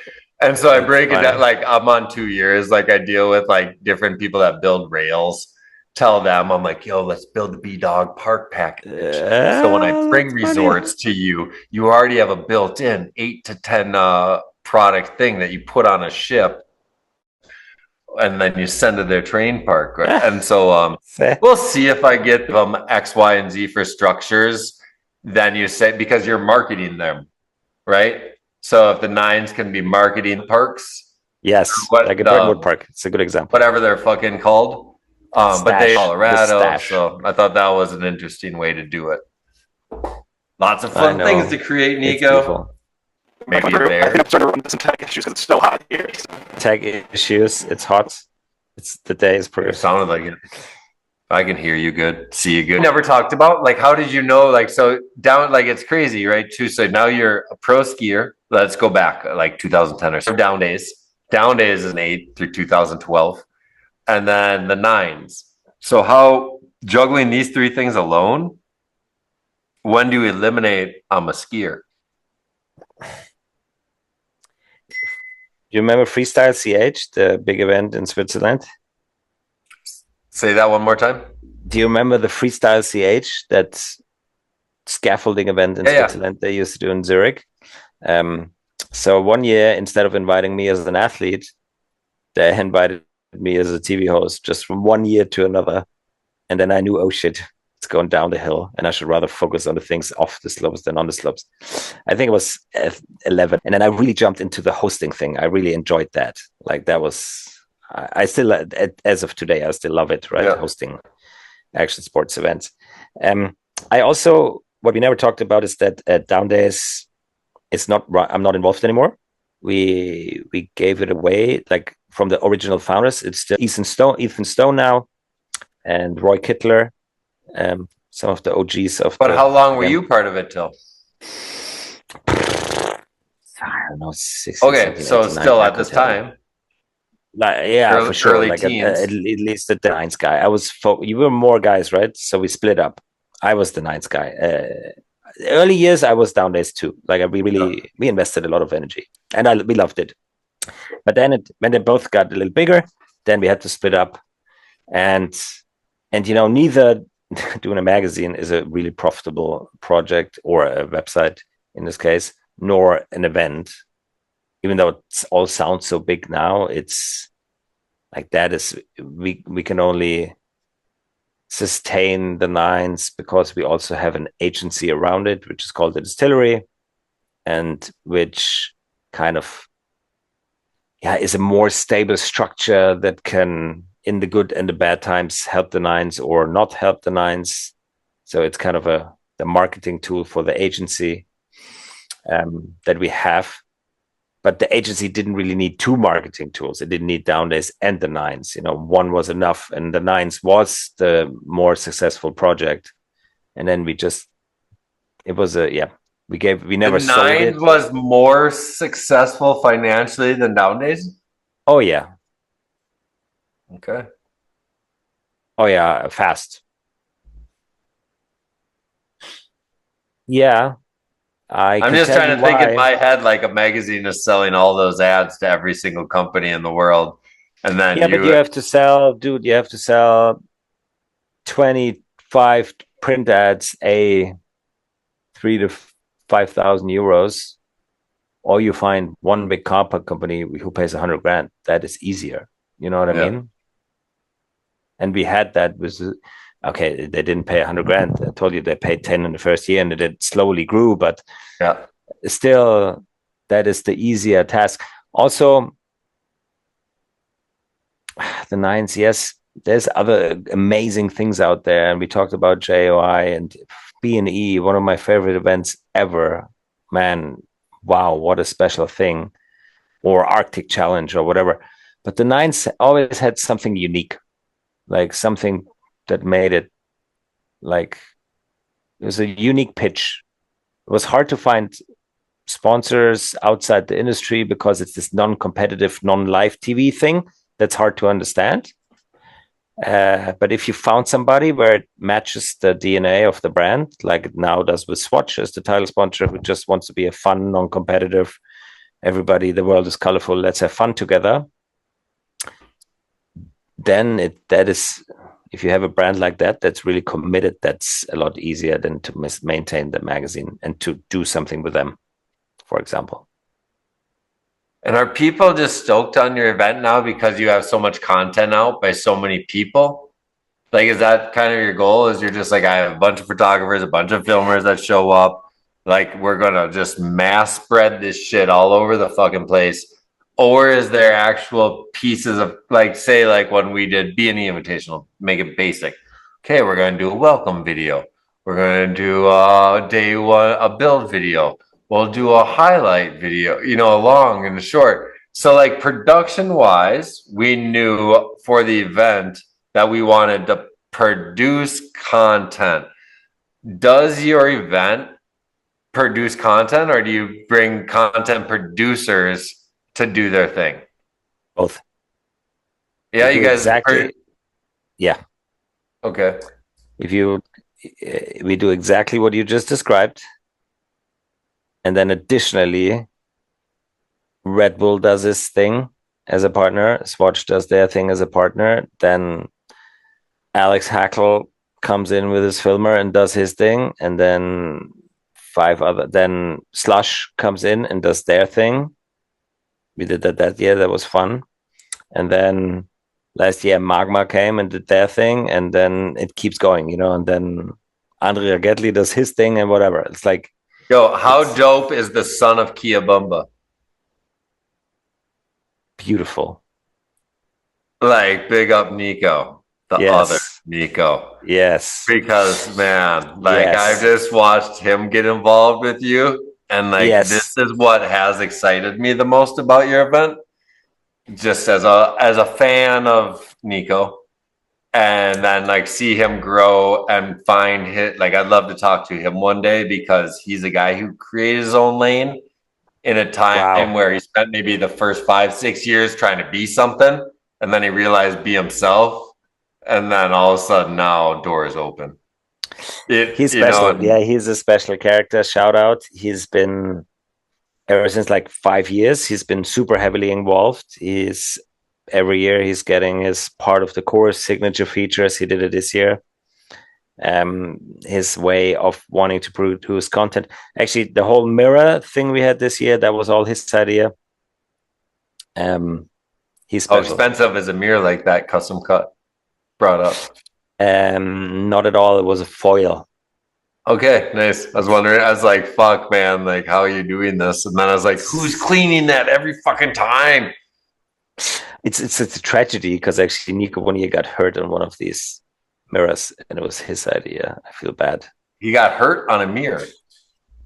Yeah, he got stuck kind of on the last day. It was kind of melting and then he kind of caught edge and then because it slid well if you had a good direction, but if you had a shitty one, it didn't. And then he got a little helicopter shuttle, but it's okay. It's all good, but it was not a nice moment. Still, does it break like glass? No, it's like, you know, if you would put a mirror foil on your car or whatever, it's just it's another material and you put this foil on. So from far away, it looks like a mirror. If you go close, it's actually. Okay, so we're not talking glass shattering and sticking in arteries. No. All right. No, I had horrible images in my head, you know, watching scanning fucking people lighting glass on fire and jumping on it. Ethan, can you talk for a second? Yes, I had to do some rearranging in the van. I shut all the windows because before I was sitting with the van off and just counting on airflow. And when I turned on the van, it said it was 103 degrees outside. So I shut all the windows, and now the AC is running. So if it's a little noisy in the background, that's why. That's all good. So there's a lot of people that love to run events. How did you go about getting big ticket sponsors? Like Audi, huge sponsor. Swatch, huge sponsor. That's not some mom and pop shop, you know, ski brand tossing you 20 grand. Those are like big, legit, everyday brands.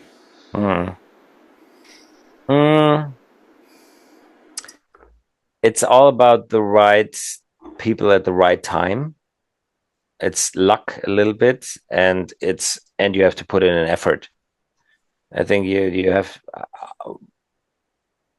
but it's hard to call a brand if you have zero relationship, like cold call, I think is the word, right? To cold call a brand. Yeah. But once we had relationships with brands, we always tried if we thought they were a good match. And then once every couple of years, we kind of scored one of the big ones that you just mentioned, right? Who had Audi first, you or Candide? Candide. Nice. So they had knowledge of how cool skiing was. Yeah, same guy who signed Candide and signed the Nines, and his Ski the World video that was kind of came out when we had the first Audi Nines. That's dope. So that's it. That was to show Ethan like it's about that's not a cold call. That's someone that had experience within skiing. Yeah. And you can piggyback properly because it benefits to not do a one and done. So when a big company gets involved in something, one and dones are scary as fuck because it's a hit or miss. So and it's hard to pitch long term to someone because everything's so expensive. So if you can be part of a menu for someone, it's awesome. Audi times were great.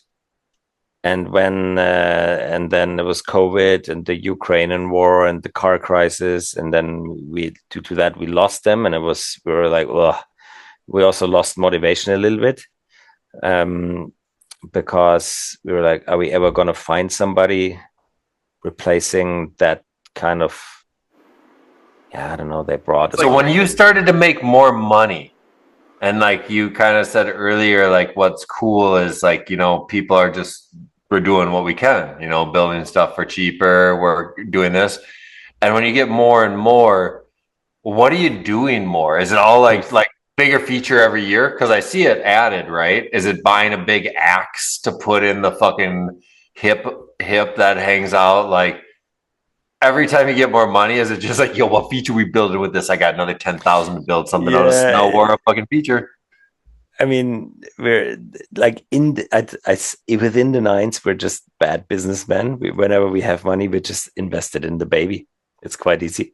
It could be when you draw pictures. So when you do your awesome brainstorming missions, because it's my favorite content that you produce, is whenever you get together and then maybe you're all geeking out and drawing pictures, because I love drawing pictures with people, like of ski shit.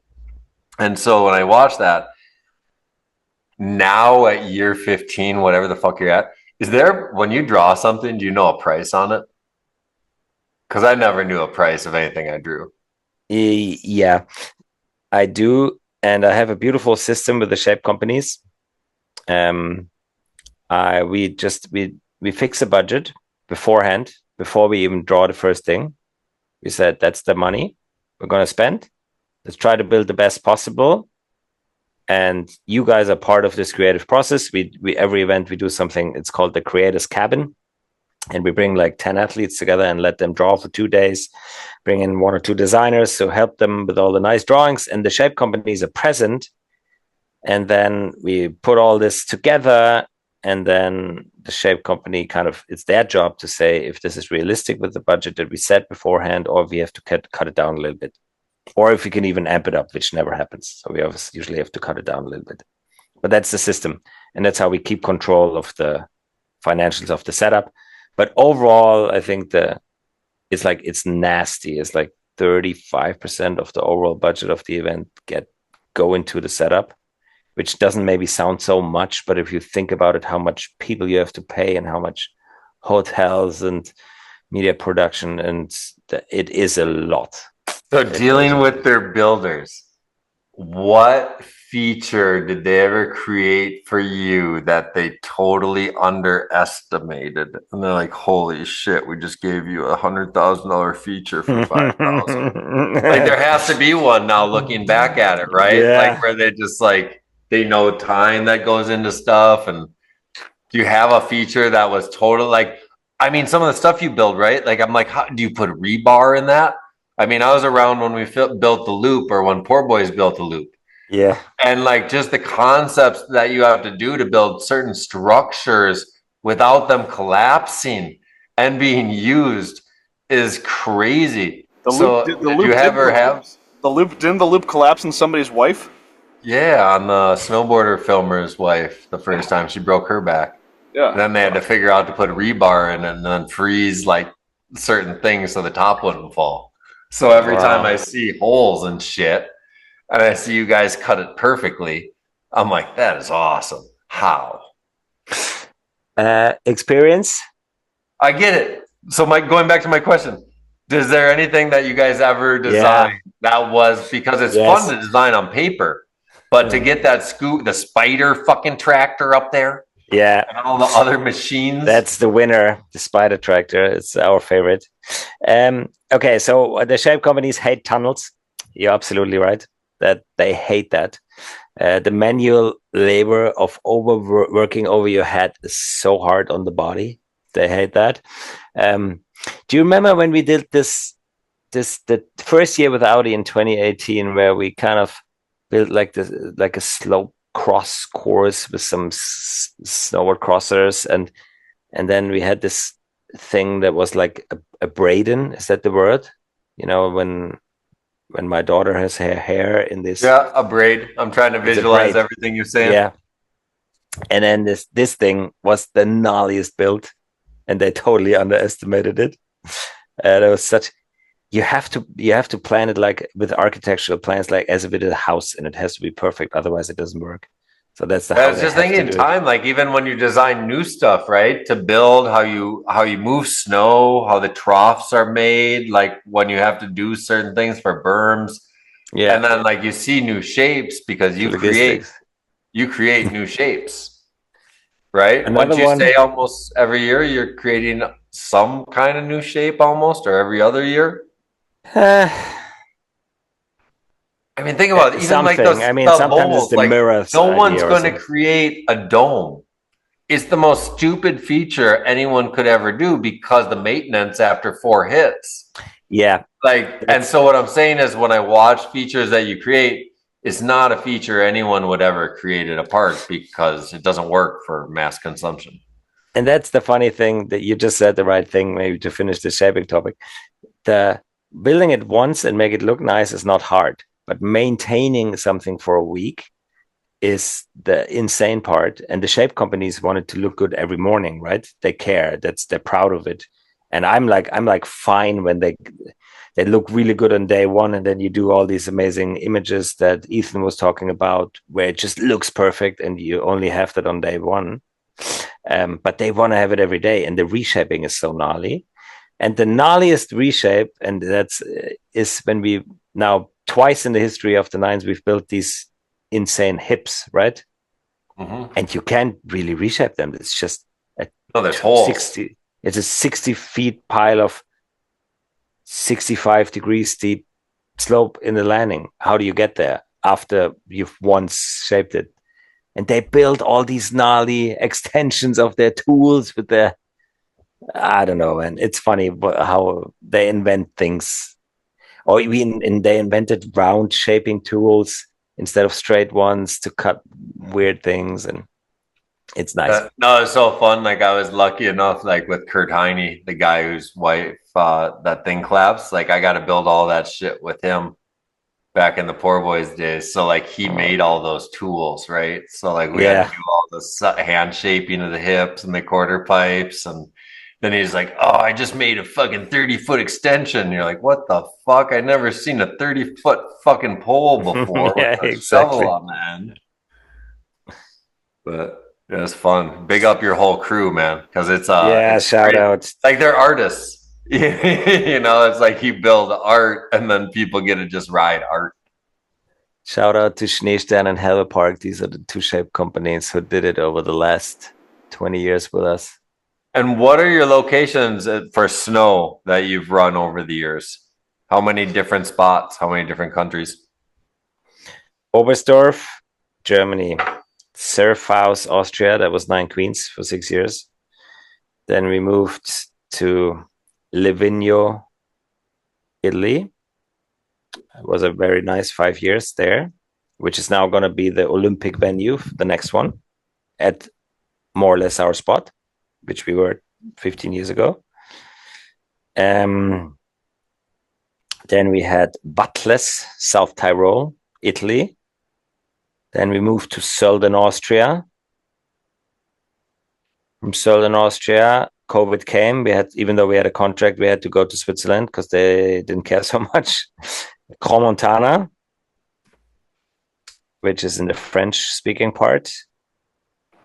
And then the last 3 years, we've been at a beautiful place, which is our current resort, which is called Schildhorn, Piz Gloria in Switzerland. That's an insane backdrop, insane resort right now. And in the next 4 years, I have a signed deal with alternating between the one resort we're right now in Switzerland and Japan. So this year we're in Japan as Switzerland. Sorry, next year we go to Japan. The year after back to Switzerland. 28. So next year, the only 9 nights or the 9s for winter is in Japan. There's no 9s in Europe next year. Yes, and I think that's quite important for me. And this is the X Games fault. You know, I love the X Games Aspen, but when they did a second or a third one, I didn't really care so much anymore. So I'm only ever doing one in every sport per year. Okay. I think to keep it unique and fresh. That's our strategy. But you know, now the expansion, I don't think we don't want to do more snow events, but the expansion has been into surfing and skateboarding recently. So we're gonna do a surf one every year from now onwards, and the bike one will keep going. And then also skateboarding is a big topic right now. Your surf is always in a pool, right? Like Yes. It's not an ocean. Yes. Okay. It's a controllable environment where you can do much more funky shit much more easily than in the ocean. But it will go to the ocean at one point, I think. But we're not there yet. We No, just nothing. we just hit 3 hours. I'm Really? I'm running the van to keep everything cool right now. So I would like to just get a couple quick viewer questions in, and we could wrap this thing up. That flew by. Yes. That was like probably. Word up. I thought we were only at 2. I'm like, man, I guess I'll eat dinner sometime. But I guess I haven't talked to you for a decade. So we probably could go for 8 hours easy. Let me see. Let's make it a crisp, beautiful ending. I support that. Yeah. So okay, couple quick ones. Well, first of all, my personal question: what's the favorite feature you guys have ever built?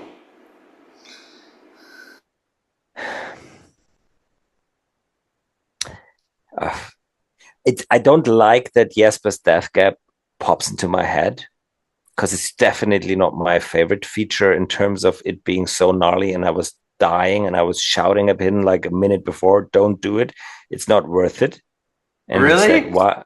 Have you ever said that to anyone in your life? No, just this one time at this gap, and I built it for him, and we built it together at the planning, and then he wanted to do it, and he did like the speed checks, and I was standing there. I was like, no, dude, it looks wrong. Wait, so you guys built it, you concepted it, you knew that was his goal, and then I you're said sitting no. there telling him not to Yes. do it? Yes, I did. Damn. Yeah, I was scared. That's the one thing you're only ever really scared, right? Is that people get hurt at your event. You don't want to have that ever, right? No. So I don't like that. That's popped into my head. But it did. So I guess I love. Maybe that's the biggest thing. If you design something together with a homie, and then fucking you're like, he gives you the confidence, but you don't have it, and he executes, and then you still believe in him, and he still believes in you. It's the dopest shit ever. It's maybe you gave the shout out to Nico Zacek earlier. There's this beautiful group of athletes that has kind of understood the nines concept and used it for their own ideas, right? This is what I want. This is what it should be. Jesper Chatter is the number one athlete who has understood that and putting his own mark on it every year after year after year. And I'm grateful to have shared my life journey with him because he is an insane mind, and you should see his sketchbook that he just carries around all day with all of ideas. It's insane. It's really mind blowing. Shout out. And also shout out to Sammy Ortlieb now. I don't know if you know him. Fuck yeah, I love Sammy as well. Original weirdo. And he's an amazing human that I've known since last year. After then year 16 or whatever, I have officially retired from being the head designer of the course. And I have given this to him. It's Sammy Ortlieb is the new Nines setup designer. You know Sammy, Ethan? Of course, yeah. Okay, good. Yeah, he's legend status. So the setups are from now on in his hands. I'm just a little advisor now because I like being in front of people and, work up. Sammy's a more quiet guy, but he's a genius. And he has already drafted things for Japan that are out of this world. I'm so hyped what he's done. So your venue is always in Europe are epic, right? So they're atop of very beautiful mountaintops. Yes. Is it the same kind of shit in Japan for a first week in April? Is there a high alpine venue? No, I'll show you the spot. And the backdrop is insane. And is this North Island or Main Island? It's Hokkaido. It's North Island. Okay. And look at the back. Southwest North Island. Yeah, the big volcano. Sick. Mount Yotei is his name. It looks like Fuji. Yeah. And so it's not high alpine. So they have a lot of slushy snow lying around. They have these beautiful trees, and we have the backdrops of volcano. So it's pretty epic, but just super different. Am I on crack, or is it not that steep as an in-run? Yeah, it's not that steep as an in-run, so you're probably not going to see any world records, but that's also not what Sammy wants to do. It's going to be something that Phil Casabon is going to love. Fuck yeah, that's what I wanted to hear, because that's what I'll follow up in the text message. Okay, next question. Sorry, Ethan. Well, so that actually answered Reagan Wallace's question about the Jesper double back. This guy might know you. They always drop these questions. Luigi Koenig, what's your favorite media team? With the video emoji. So now we're at the crowd questions. This guy knows me. He wants me to say it's him. So should we do sure we knew that. Should we do him the favor? Word up. Never heard of him. Yeah, it's no. I mean, our agency, the Distillery, has, and that's beautiful. Has a media department, and 3 times a year they come together for the Nines, and it's like it's a family thing, and just for this they've created their own media production brand, but it only ever comes out 3 weeks a year. Rest of the year, no. It's they're called the Hot Media House. And they have a logo, and it's funny, and it's the overall thing. Like, shout out to the Hot Media House, best media team in the world. Besides everything I works with, obviously, but what do I do? But I guess whatever. He was just giving you props. He was giving. Yeah, I gave you props. Yeah. But I think that's the one thing. Another thing that the Nines is really bad at, and that's to a question that you asked earlier, Eric.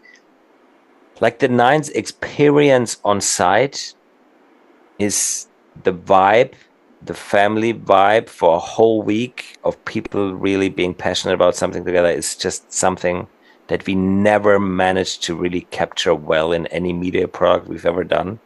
I want to make it for you. I have the visual for 3 hours now. I'll send you 5 things when we hang up, and then show you how it tours. And then show you the 10 different locations around the world that they've already built the movie theaters like this for. Yes. Let's do that. Okay, back to the question. Sorry, Ethan. No, that's great. That's actually... I wanted to mention this earlier when we were talking about the art of this. I think that the Nines is perfect for something like what Ben Shetler did with the Grateful Dead, where you do... Yes. Instead of focusing on world records and the most epic trick... You light it up in the most creative way possible and make something that, and this, again, it goes back to the art thing. You could do features. And you do, and he does it in all sports like you, right? Yeah. If you've seen his shit, Yeah. it's surfing, it's climbing, it's everything. So like instead of like my photo idea, which I would still love to do at some point, it's the same thing about video. Just make the most beautiful video possible. So here comes the next pack. I have a pack with Crush from Holy Bowly, and I have a pack with Ben Chatler. Nice. We gave ourselves 2 years to do it together, whatever it's going to be. I have my pacts. But Ben Chatler is my generation, right? We ski together quite a bunch. We know each other really well. But yeah, I was like, yo, dude, this is sick. Exactly. Let's do stuff together. That's some awesome parallel thinking. If you used your venues to just do crack night, and then just like be like, Chris, man, come do the drugs that you do in California, bro. Bring in the production. I'll give you the venue, man. He'll be like, no way. And then they'll just come and slaughter it. Shout out to Chris Ben Chatler. This is gonna be all right, and we'll wrap it up with this one. And this might be a mistranslation, or he means what he's saying. Marco Neumeier. He goes skiboarding as a healing means to an ever more divided society. And I'm not sure if he means freestyle skiing or if he actually means skiboarding, but yeah, I think on the one hand, this person wants to make fun of my skiboarding past. I think that's what he was saying. Yes, which is fine, because if you think about what a beautiful life it brought me into, I guess it was one of the better things that ever happened to me. But yeah, but I think that's what I was excited to come into this podcast. Do you guys know that I never really do podcasts? I've done like one in my life, and I've declined like 10. The two of you guys, I love how much you love the skiing, right? And we share a passion. And even though I haven't really skied for 10 years now, I feel like I ski like 3, 4, 5 times a year. At the week at the Nines, I try to always do a little bit, but barely. But the love is so deep, and it brought so much to my life that I'm so happy to have had this conversation with you guys and share a lot of the stories. And hopefully, if it's just 1 or 2 kids out there that are inspired and want to now do whatever, go their own way, go out there and ski, do whatever project, do whatever they think. And I love, because I've heard that story many times, and I love it when younger kids, Nines is part of their lives, and then at one point they make it to it as an athlete or as a filmer or whatever. I've heard that many times, and that always makes me super happy when that happens. So this would be this is why I'm here. This is why I wanted to speak to you guys. And I hope somebody is inspired. We are. That's why you're here. Thanks so much. The shit you did, man. Like, it's, I don't know, just to have an event that long, and then to be in skiing that long, right? So like we're talking 27 years with short skis to big skis. That's pretty messed up. So yeah, no matter what, that's success, man. And then doing it with a smile on your face, living in Portugal, surfing, and fucking still being stoked on skiing and creating doper shit than anyone else can create. Pretty awesome. So thanks, Nico, man. I appreciate it. As I said at the beginning, time's worth more than money. So thank you for your time, for not doing podcasts. Thank you for being here. It was a pleasure. It's fun to share a different avenue of somebody finding success in skiing. And it sounds like the future is really, really, really exciting for the Nines. I think it's going to be cooler than it's ever been. Yeah, the fact you're going to Japan, man, just like made me so stoked. I'm so that alone. Yeah. Like I can't, but like it's just like I've been like my brain's been lost for 20 years since Shoya Okazaki, since fucking Shimo. Yes. Like I don't fucking get it, dude. Where Utah, fucking everyone, dude. Why isn't Japan on the map? That's true. Well, let's bring them on the map. I guess it's our job now. Yeah, we can try as hard as we can. Sick. Thank you, boys. That was fun. we'll let you go. We're Let's going be to in record touch. the outro. Yep. We will. We'll talk to you later. Thanks, Ciao, Nico. ciao. Good to see your You. face. See you, Peace. Nico. You. Awesome. I'm really glad we've been working on it for a while to get that one scheduled and done. That was over like a month in the making, so I'm glad we got it in the books, down. He's badass. He really is, man. No, Something's it's so really dope to cool. like see his path and like that's our first person that like came from not skiing, not snowboarding, not competitive, not moguls, not aerials, not like yeah, I was stoked. And then yeah, Germany. Yeah, so sick. Well, there's no DPH to count up. No, there's not. And you're going to Alaska soon? Yeah, I'm gonna be going to Alaska. I'm gonna be gone for a little while. I'm gonna be gone for like 10, 12 days. So maybe When are you leaving? I leave on Thursday. Today's Monday, June 9th. I'm leaving on Thursday, and I'm gonna be gone till like the 23rd, and then I gotta get from Seattle to Kalispell, then down to Boise. So this might be a little break in recording until July. Yeah, we're good through October, November already, so we're stoked. We got 12, we got 4, 8, we got 3. Yeah, it's November, man. We're already fucking first 3 months fucking knocked off. Yeah. So on my cruise, I'm gonna edit these, and then we'll be on the back half of this. So that's all for now, folks. We don't know who's next, but we'll see you next week from your perspective. So peace out. Have a good night. Ciao. Yeah.